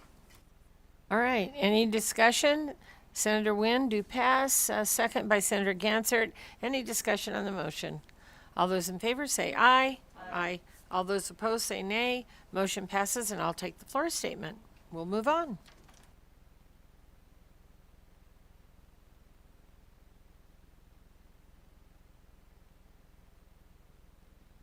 Kathy Crockett, Fiscal Analysis Division. The next bill is Assembly Bill 474. It includes funding of $11,980, of which $3,359 is general fund to the Commission on Ethics to replace computer hardware and software. It was presented by the Commission's Executive Director. There were no comments in support, opposition, or neutral, and the motion would be to do pass if the committee wishes to take action. Thank you very much. Any discussion? I'll take a motion. Do pass. Senator Wynn. Second from Senator Gansert. Any discussion? All those in favor say aye. Aye. All those opposed say nay. Motion passes. And Senator Harris, it's your turn. All right. We'll go next.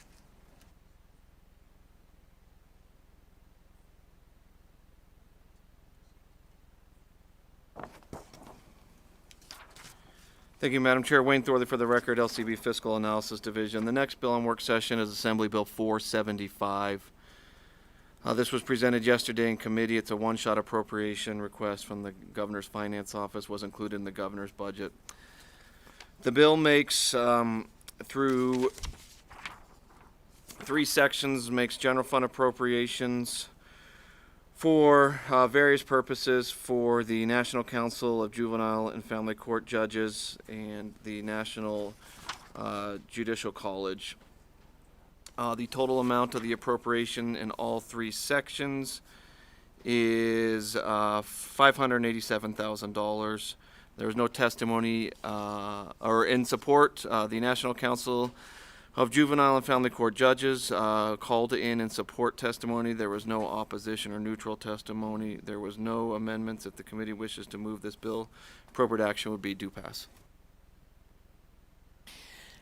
Any discussion? I'll take a so move from Senator Wynn, second from Senator Gansert. Any discussion?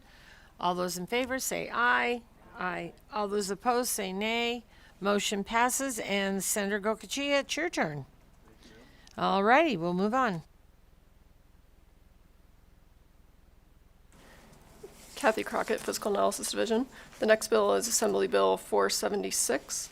It appropriates funding totaling $1.8 million to the Aging and Disability Services Division for various IT and deferred maintenance projects. There's also authorized funding in the bill. It was presented by the division's IT manager. There was no comments in support, opposition, or neutral, and the appropriate motion would be to do pass. Thank you very much. Thank you, Senator Wynn. Second from Senator Gansert. Any discussion on this particular item? Seeing none, all those in favor say aye. Aye. All those opposed say nay. Motion passes, and we'll give this one to Senator Titus.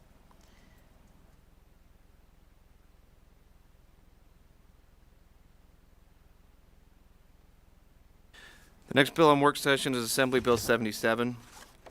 Again, this was presented yesterday in this committee by the good folks at NDOT. The bill is a one-shot appropriation request from the governor included in his budget. Requests state highway fund appropriations of $22.1 million for the NDOT's cost related to the replacement of the Nevada shared radio system.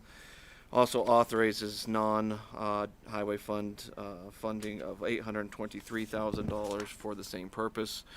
There was no testimony in support, opposition, or neutral. There was no amendments. If the committee wishes to move this bill, the appropriate action would be do pass. Alrighty, any discussion? Okay, I'll accept a motion from Senator Gansert. Second from Senator Wynn. Any discussion? All those in favor say aye. Aye. All those opposed say nay. Motion passes, and we'll start over with Senator Gansert.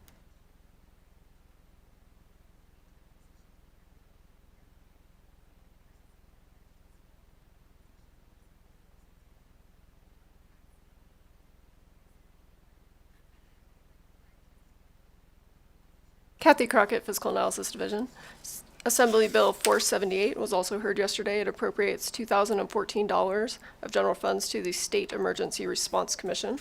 The bill was presented by the State Fire Marshal's Office. There were no comments in support, opposition, or neutral, and no amendments were discussed. The appropriate motion would be to do pass. Thank you very much. I'll take a motion from Senator Gansert, second from Senator Wynn. Any discussion? All those in favor say aye. Aye. All those opposed say nay. Motion passes, and we'll give that one to Senator Neal.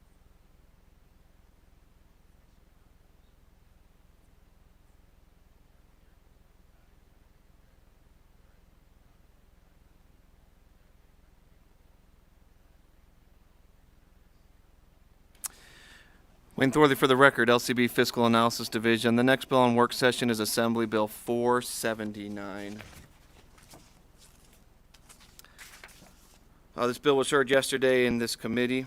Was presented by the chairman of the State Board of Parole Commissioners. It is a one-shot appropriation request for replacement various replacement IT equipment and software over 3 sections. The total amount of the general fund appropriation request is $112,464. There is no testimony in support, opposition, or neutral. There are no amendments. The appropriate action would be do pass. Thank you very much. Do pass from Senator Wynn, second from Senator Gansert. Any discussion? All those in favor say aye. Aye. All those opposed say nay. Motion passes.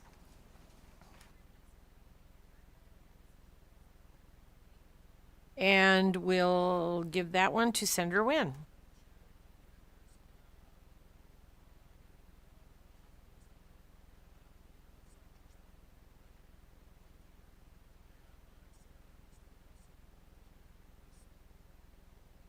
Kathy Crockett, Fiscal Analysis Division. Assembly Bill 480 was presented by Wayne Thorley, accompanied by Amy Stevenson with the GFO to answer questions. The bill appropriates $25 million to the Interim Finance Committee for allocation to agencies of the executive branch of state government to implement language access plans. The Governor's Council on Developmental Disabilities, as well as the Disability Action Coalition, presented comments in support. There were no comments in opposition or neutral, and no amendments were discussed. The appropriate motion would be to do pass. Thank you very much. And I'll accept a motion from Senator Wynn, second from Senator Gansert. Any discussion? All those in favor say aye. Aye. All those opposed say nay. Motion passes, and I'll give that one to Senator Canizaro. You know how when you say it wrong one time and now you just can't change your brain? All right, Assembly Bill 481. Thank you, Madam Chair. Assembly Bill 481 was heard in this committee yesterday. It is a one-shot appropriation request from the Governor's Finance Office, included in the Governor's budget. It was presented by Tom Burns, Director of the Governor's Finance Office. The bill makes a $700,000 appropriation to GOED for the Nevada Main Street program created by NRS 231.1536. There was testimony and support by the Las Vegas Global Economic Alliance and Main Street Gardnerville. There was no testimony in opposition or neutral. There were no amendments. If the committee wishes to move this bill, the appropriate action would be to do pass. Thank you very much. I'll accept a motion from Senator Gansert, a second from Senator Wynn. Any discussion? All those in favor say aye. Aye. All those opposed say nay. And motion passes, and I'll give this to Senator Harris.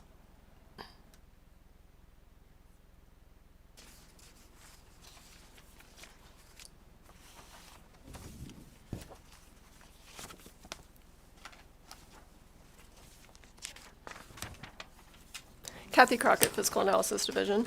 Assembly Bill 485 appropriates $3,974,486 to the Legislative Fund for national organization dues, a passenger van, and various IT projects. The bill was presented by Director Rodes of the Legislative Council Bureau. There were no amendments discussed and no comments in support, opposition, or neutral. If the committee wishes to take action, the appropriate motion would be to do pass. Thank you very much, and I'll accept a motion. Senator Wynn, second from Senator Neal. Any discussion? All those in favor say aye. All those opposed say nay. Motion passes, and we'll give that one to Senator Goicoechea.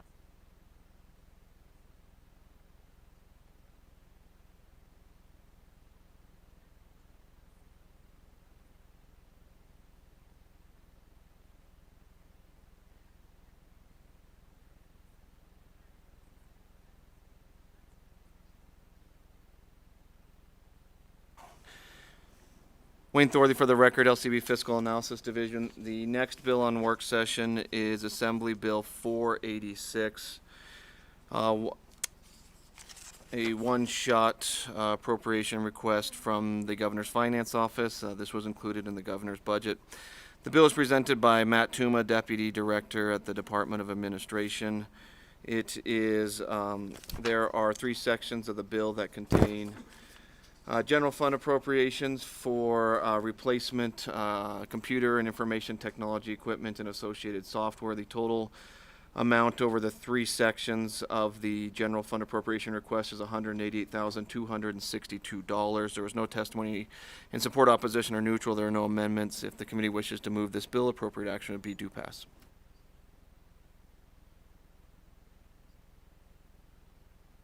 So moved by Senator Wynn, second by Senator Neal. Any discussion? All those in favor say aye. Aye. All those opposed say nay. Motion passes, and we'll give the floor statement to Senator Titus.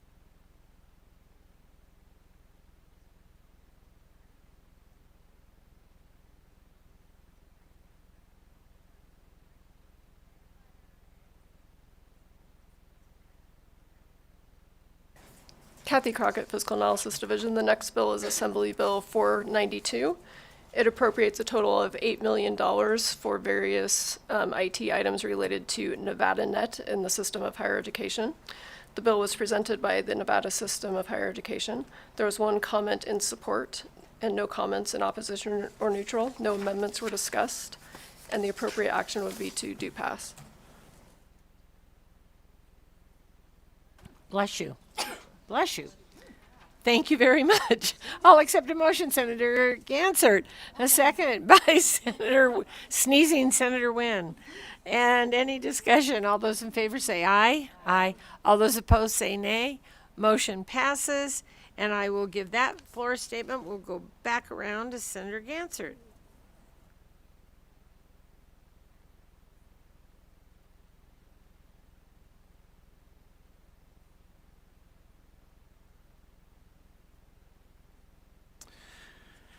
Wayne Thorley for the record, LCB Fiscal Analysis Division. Next is Assembly Bill 493. The bill was heard yesterday in this committee and was presented by Interim Chancellor Dale Urquiaga with the Nevada System of Higher Education. This is a one-shot appropriation request from the Governor's Finance Office that was included in the Governor's budget. As introduced, the bill included $5 million for a study of the NSHE funding formula. However, it was amended on the Assembly side, and in its current form would appropriate $2 million from the general fund to NSHE for a funding formula study for the Nevada System of Higher Education. There was testimony and support from the Nevada Faculty Alliance. There was no opposition or neutral. There are no amendments. If the committee wishes to move this bill, appropriate action would be due pass. Thank you very much. And I'll accept the motion from Senator Gansert, a second from Senator Wynn. Any discussion?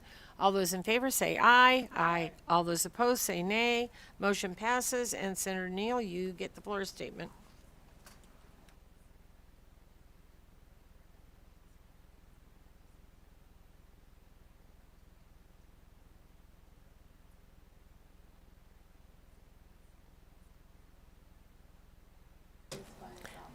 Kathy Crockett, Fiscal Analysis Division. The next bill is Assembly Bill 495. It appropriates highway funds to the Highway Patrol Division of the Department of Public Safety. Total appropriations are $17.2 million for the replacement of various vehicles, equipment, and computer devices, as well as a staffing study. It was presented by the state police. There were no comments in support or opposition. The Department of Administration did provide comments in response to questions about using Nevada dealers for vehicle purchases. No amendments were discussed. The appropriate motion would be to do pass. Thank you very much. I'll accept the motion from Senator Wynn, second from Senator Gansert. Any discussion? All those in, yes. Thank you, Chair. I just want to ask a quick question. I noticed that part of this funding would be for a staffing study. Would DPS not be included in the more comprehensive staffing study that we plan on conducting for all state employees? I believe that they would be included. There's no indication in the bill regarding that study that they would be excluded. So are their positions then going to be studied twice, potentially? Okay, thank you. Thank you very much. Any other questions? All right, all those in favor say aye. All those opposed say nay. Motion passes, and I believe I skipped myself someplace in here, so I'll take the floor statement. Thank you very much. Next bill.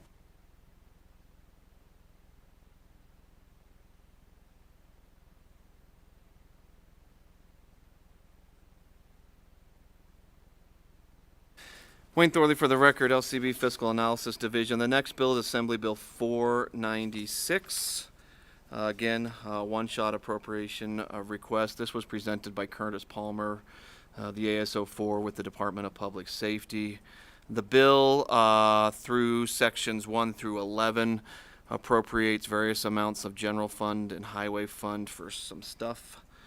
Well, mostly replacement equipment and some. The biggest request is $2 million. In Section 1 from the General Fund for the Joint Emergency Training Institute, or JETI, not Jedi. The total amount through the 11 sections of General Fund is just under $2.1 million. There's also Sections 3, 5, and 7 appropriate highway funds of just under $50,000 for a total amount of the bill of about $2.1 million. There was no testimony in support, opposition, or neutral. There was no amendments. If the committee wishes to move this bill, appropriate action would be do pass. Thank you very much, and I'll accept a motion. Senator Gansert, and second by Senator Wynn. Any discussion? All those in favor say aye. Aye. All those opposed say nay. Motion passes, and I'll give that bill statement to Senator Wynn.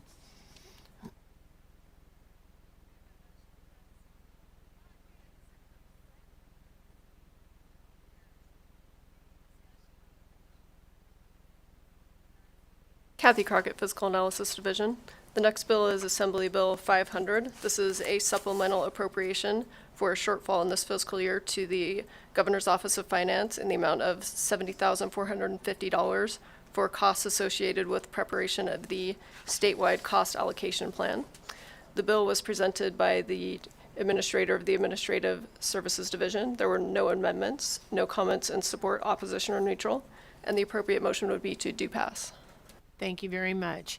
Senator Gansert, do pass. Second from Senator Wynn.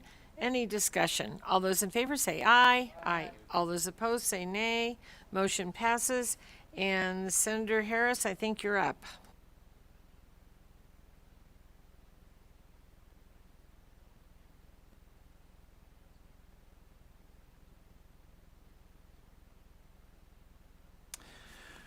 Wayne Thorley for the record, LCB Fiscal Analysis Division. The next bill on work session is Assembly Bill 502. This was heard in committee yesterday. The bill is a supplemental appropriation request for a projected shortfall in the current fiscal year from the Division of Public and Behavioral Health. Would appropriate in Section 1 approximately $472,000 for an unanticipated revenue shortfall and an increase in operating costs. The bill was presented by the Deputy Administrator at DPBH. There was no testimony in support, opposition, or neutral. There were no amendments. If the committee wishes to move the bill, appropriate action would be do pass. Thank you very much. Senator Gansert, second by Senator Wynn. Any discussion? All those in favor say aye. All those opposed say nay. Motion passes, and that bill statement will go to Senator Gokichi.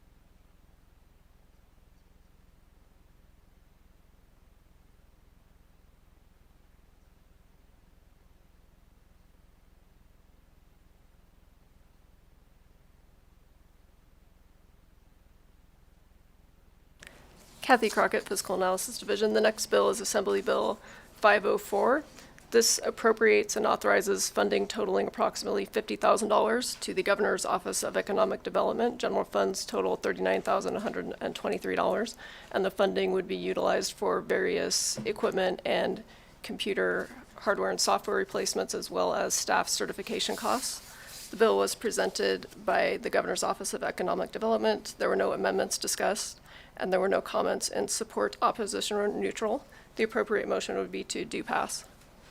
Thank you very much. Do pass from Senator Wynn, second from Senator Gansert.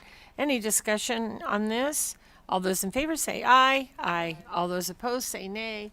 Motion passes. And floor statement to Senator Titus.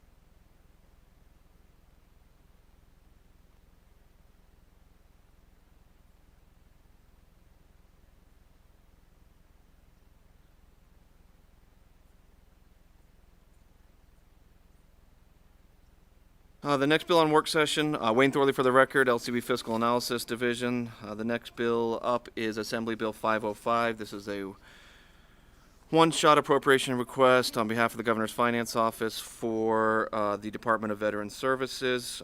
It is in the amount of, through sections 1 through 4, $235,426 for replacement information technology equipment, as well as the widening of an interior door at the Northern Nevada Veterans Home. The bill was presented by Fred Wagner, Director of the Department of Veteran Services. The United Veterans Legislative Council provided testimony support. There was no testimony in opposition or neutral. There were no amendments. If the committee wishes to move this bill, appropriate action would be do pass. Thank you very much, Senator Wynn. Second by Senator Gansert. Any discussion? All those in favor say aye. Aye. All those opposed say nay. Motion passes. And I'll give that floor statement to Senator Gansert.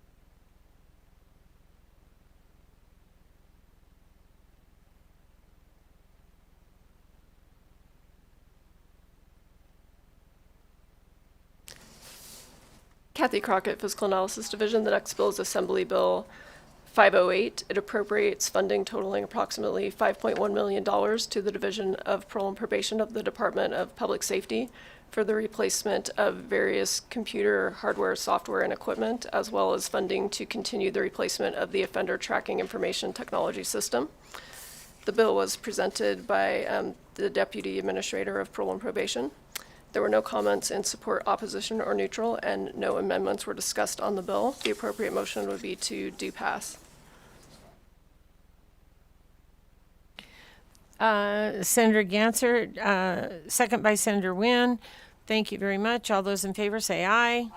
All those opposed say nay. Motion passes. And that floor statement will go to Senator Neal.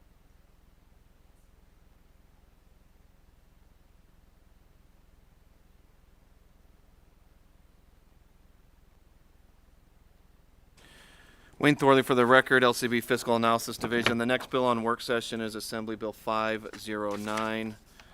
This was heard in committee yesterday on June 2nd. It is a one-shot appropriation request for the Investigation Division of the Department of Public Safety. The bill was presented by the Deputy Chief of the Investigation Division. Through sections 1 through 10, the bill makes various general fund and highway fund appropriations for replacement radio equipment, vehicles, cameras, IT equipment and associated software, and tasers. The total amount in the bill of the general fund request is $757,468. The highway fund request in the bill is $59,635. There's no testimony, support, opposition, or neutral. There are no amendments. If the committee wishes to move this bill, the appropriate action would be do pass. Thank you very much. Senator Gansert, second by Senator Wynn. All those in favor say aye. All those opposed say nay. Motion passes. I'll give that floor statement to Senator Wynn.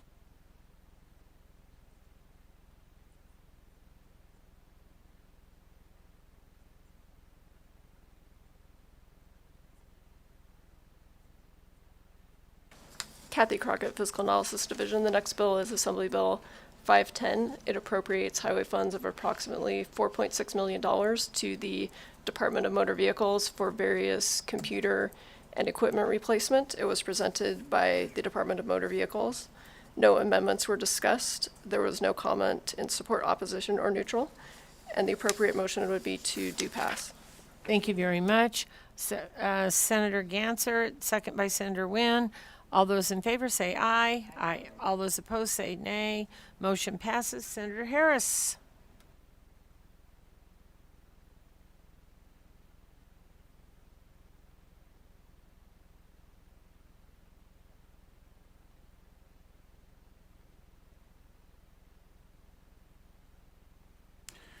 Next is Assembly Bill 511, Wayne Thorley for the record, LCB Fiscal.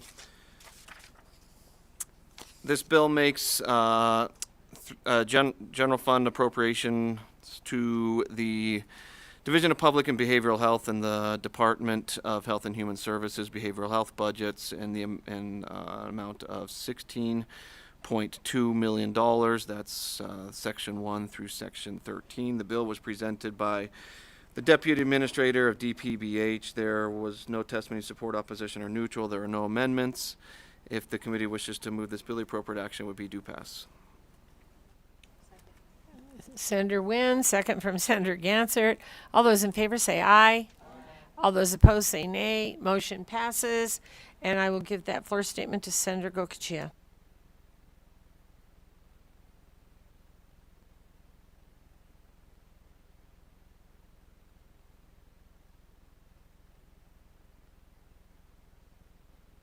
Kathy Crockett, Fiscal Analysis Division. The next bill is Assembly Bill 512. It appropriates a total of $18 million in general fund and authorizes funding of approximately $35.7 million to the Division of Welfare and Supportive Services for various IT projects, including the continuation of the Child Support Enforcement Information System modernization. It was presented by the Deputy Administrator of the Division. There were no amendments discussed, no comments in support, opposition, or neutral, and the appropriate motion would be to do pass. Thank you very much, Senator Wynn. Second from Senator Gansert. Any discussion? All those in favor say aye.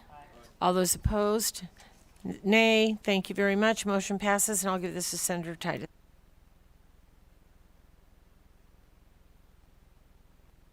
All right, those are the work session bills for right this second. Assemblywoman Miller, what is your bill number? I'm sorry. Okay. We are going to try to bust through two bills, and then we're going to have to recess and go to the floor. So if you're for anything after 139, this is probably your exit. So we'll start on 138 really quick. Good evening, and we'll go really quick because they're waiting for us. Go ahead, please. Good evening, Madam Chair and members of the committee. Thank you for allowing me to present this bill to you. I am Leah Case here today on behalf of Shatterproof, the national nonprofit dedicated to transforming addiction treatment. Assembly Bill 138 came out of the Interim Health and Human Services Committee. It requires Medicaid to amend the state plan for Medicaid to include collaborative care codes. These are active in 23 other states. Oklahoma is waiting on the governor's signature, and in Louisiana it is in process. So we anticipate 25 states maybe after the end of our legislative session. Just really quickly, 80% of folks see their general practitioner for mental health concerns. Most general practitioners are pretty confident in prescribing like an antidepressant or an anti-anxiety. But once you get outside that realm, you really need to consult with a psychiatrist or a substance use specialist. And that is what this bill covers. They can consult now. It's not paid for, it's not reimbursed for that expertise. This would allow a care consultant, a psychiatrist, or substance use specialist, and a general practitioner to be paid for their work. There are currently two programs in Nevada that utilize a model similar to this that are using grant funds and kind of patching it together. This would allow them to bill Medicaid. Those programs are the High Risk Pregnancy Center down in Las Vegas, where women who are pregnant and maybe substance exposed or substance addicted have a psychiatrist consulting on their treatment to get them through their pregnancies so infants are not born substance exposed and substance addicted, saving money in the NICU.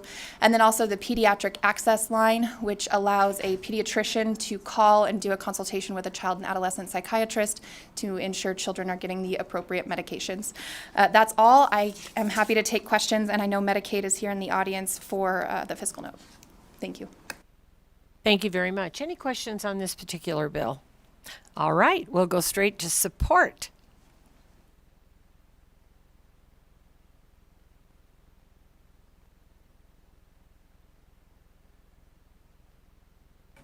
Go ahead, please, when you're ready. Hello, my name is Abby Bernhardt. I am with the National Alliance on Mental Illness. As a person who struggles with bipolar, and my father also struggled with mental illness and substance use, I ask that you please support this bill. Thank you. Thank you, Abby, and once again, thank you for being with us this evening. Go ahead, please. Hello, Chair Elise Monroy Marsala here for the Nevada Public Health Association. We support this bill and urge your support. Thank you. Jonathan Norman, Nevada Coalition of Legal Service Providers. We represent a lot of kids in foster care, a lot who are born substance exposed, so anything to mitigate that, we support. Thank you. Sarah Adler, Nevada Advanced Practice Nurses Association, and they are primary care providers throughout our state whom this collaboration could really assist them in serving their patients. Steve Messenger with the Nevada Primary Care Association, representing the state's federally qualified health centers. We support this bill. Jessica Ferrado, for the record, here today on behalf of the American College of OBGYNs and Gynecologists, here in support of the bill. Thank you. Okay, with that, we'll go to Las Vegas. Anybody in support? We'll go to the phone lines. BPS when you're ready. To provide testimony in support of AB 138, please press star 9 to join the queue.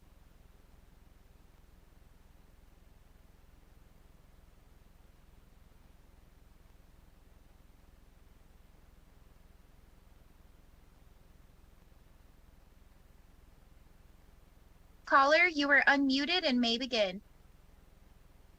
Good evening, Chair, members of the committee. For the record, my name is Jimmy Lau with Ferrari Reader Public Affairs, representing Dignity Health St. Rose Dominican, here in support of the bill. Thank you. Thank you. BPS, next. One moment, Chair.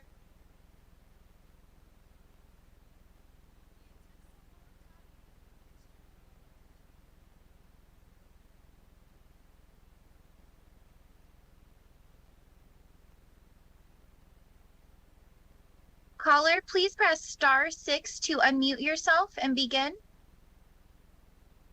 Good evening, Madam Chair and the members of the committee. Thank you for this bill, the sponsor, and this is Dora Martinez. Please, we urge you to pass it. Thank you. Thank you very much. Next caller, please.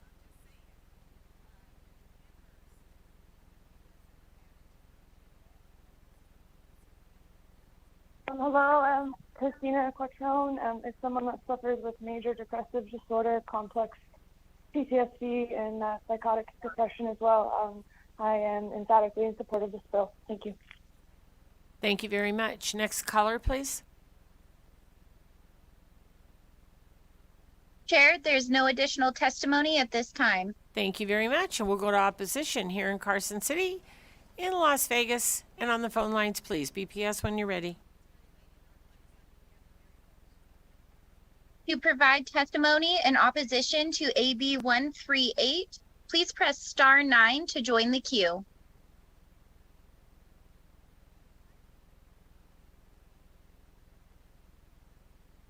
Chair, there are no callers choosing to testify at this time. Thank you very much.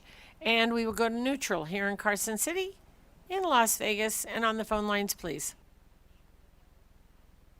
To provide testimony in neutral for AB 138, please press star 9 to join the queue.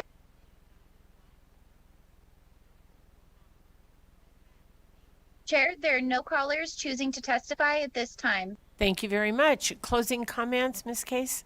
Thank you very much. All right, with that, I will close the hearing on 138, and we will open the hearing on 139, and thank you for being patient with us tonight, Assemblywoman Miller. Well, thank you for giving me this opportunity, Senator. Certainly, I understand as I'm on the same schedule along with you all right now. So with that, I will make it as quick as possible.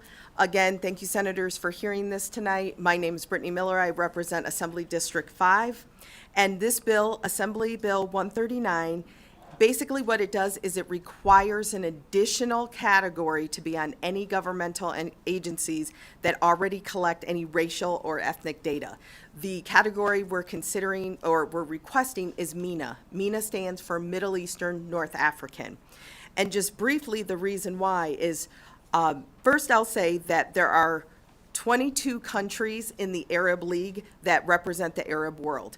Arabs are the largest group in the Middle East and North Africa, but however, in this area, it still covers Persians, Kurdsmen, Chaldeans, Assyrians, Armenians, Berbers, Turks, and Israelis.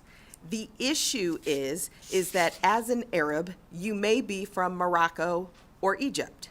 And when you go to fill out census data or any type of racial data, your option would be African American.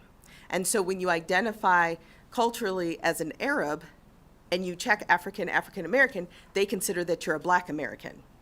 You may also be an Arab and be from Lebanon, like my family is, and yet legally in the United States, Lebanese people are considered white. Again, if you check white, it's considered white European. But technically, Lebanon's actually in Asia, so we're actually technically Asian.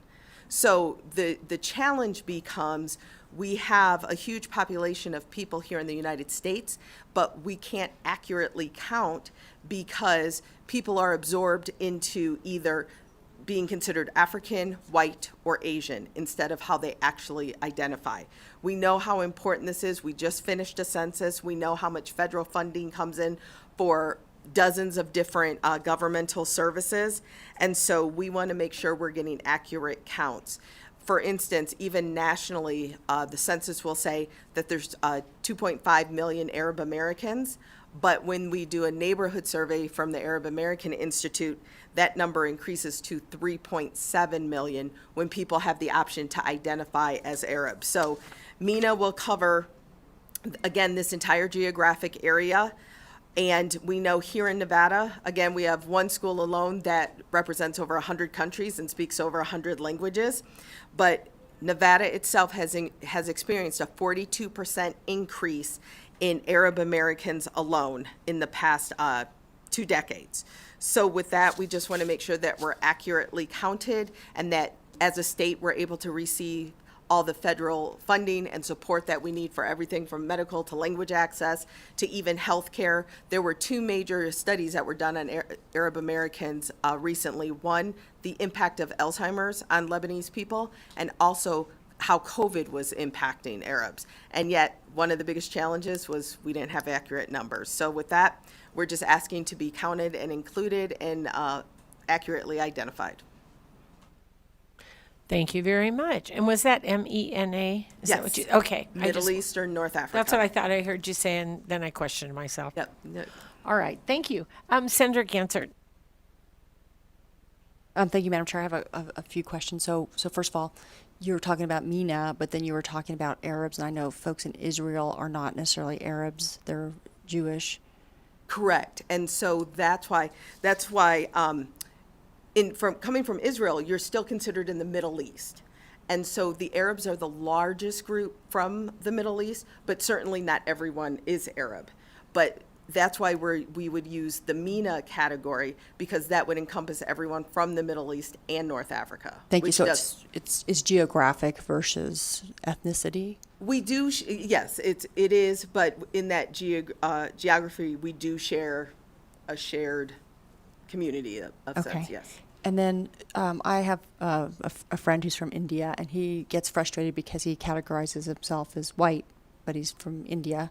So we have this, and then which is leading me to, establishing this one, does the federal government have any other categories? Because I think this is all based on what the federal government recognizes, and so, it's white, Asian, black, Hispanic.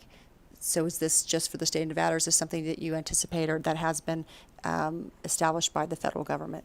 That's an excellent question, Senator. Thank you for that, because it's actually been a few decades where we've been trying to get this on the census, and it was almost there, but slid out at the last minute. So this year, the president did put in where he wanted it studied again to be on the census, and we should find out. So OMB is working on it right now. We will get the answer next year in 2024. They will come back on whether or not it will be on the 2030 census. Thank you. And then kind of circling back, because that was sort of two questions, is India.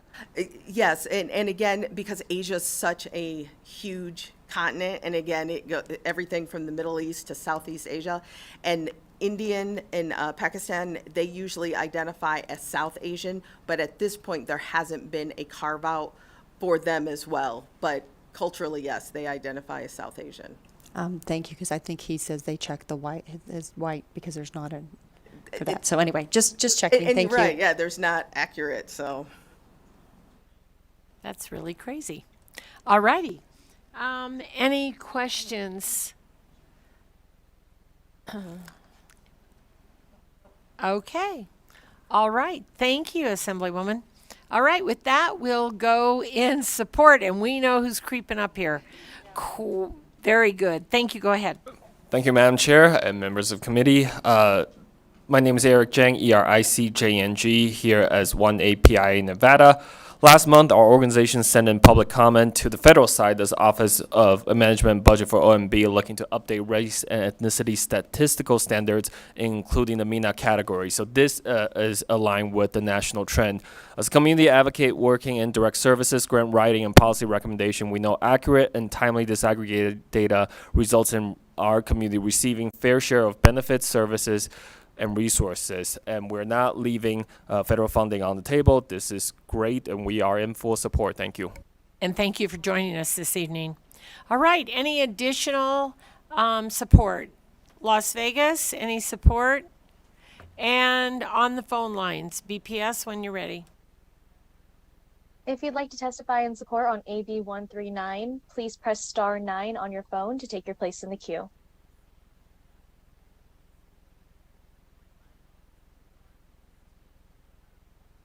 Good evening, Madam Chair and the committee. This is Dora Martinez with Nevada Disability Action Coalition. We ditto, and we please support this bill. Thank you. Thank you very much. Any additional on the line, BPS? Yes, Chair, one moment, please. Good evening. For the record, my name is Emily Prasad Zamora, PERSAUD-ZAMORA, the Executive Director, Silver State Voices, in strong support of AB 139. It's a great bill. We'll keep it short. Thank you so much and have a great evening. Thank you very much. Next caller, please.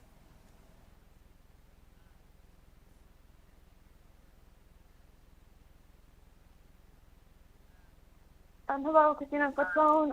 I support this bill. The same thing happened with Italian people back in the 50s with the census. They were merged into just one box. And to suggest a great book on this very topic, Are Italians White? It's an amazing book that kind of talks just about this whole thing here. So support. Thank you very much, and I know that because I am. All righty, next caller, please. Chair, there are no more callers at this time. Thank you very much, and with that, we'll go to opposition here in Carson City, in Las Vegas, and on the phone lines, please. If you'd like to testify in opposition on AB 139, please press star 9 on your phone to take your place in the queue.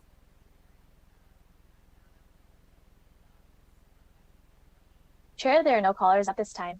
Thank you very much, and we'll go to neutral here in Carson City, in Las Vegas, on the phone lines, please. If you'd like to testify in neutral on AB 139, please press star 9 on your phone to take your place in the queue.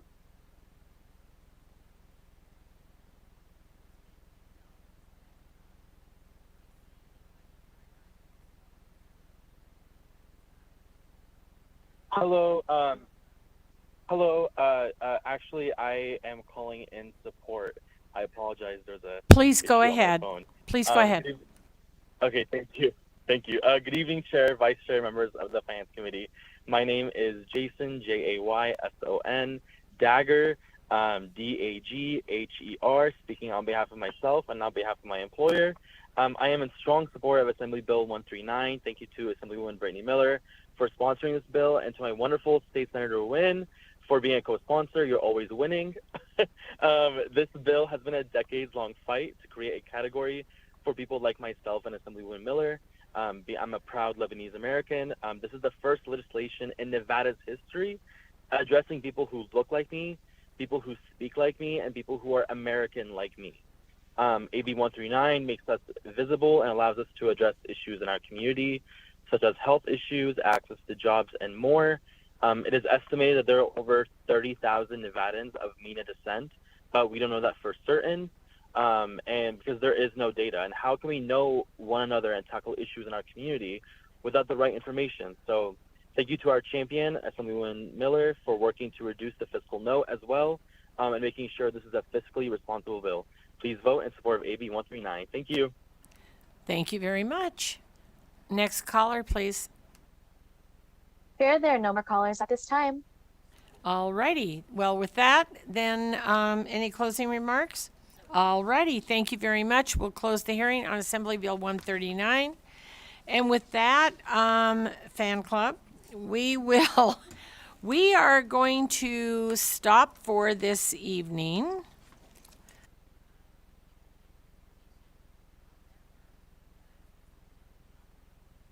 We are going to adjourn our finance meeting for the day. We will roll the rest of our bills until tomorrow morning. And it will be call of the chair right now. So you're going to have to pay attention because I do not know what time we're starting floor tomorrow.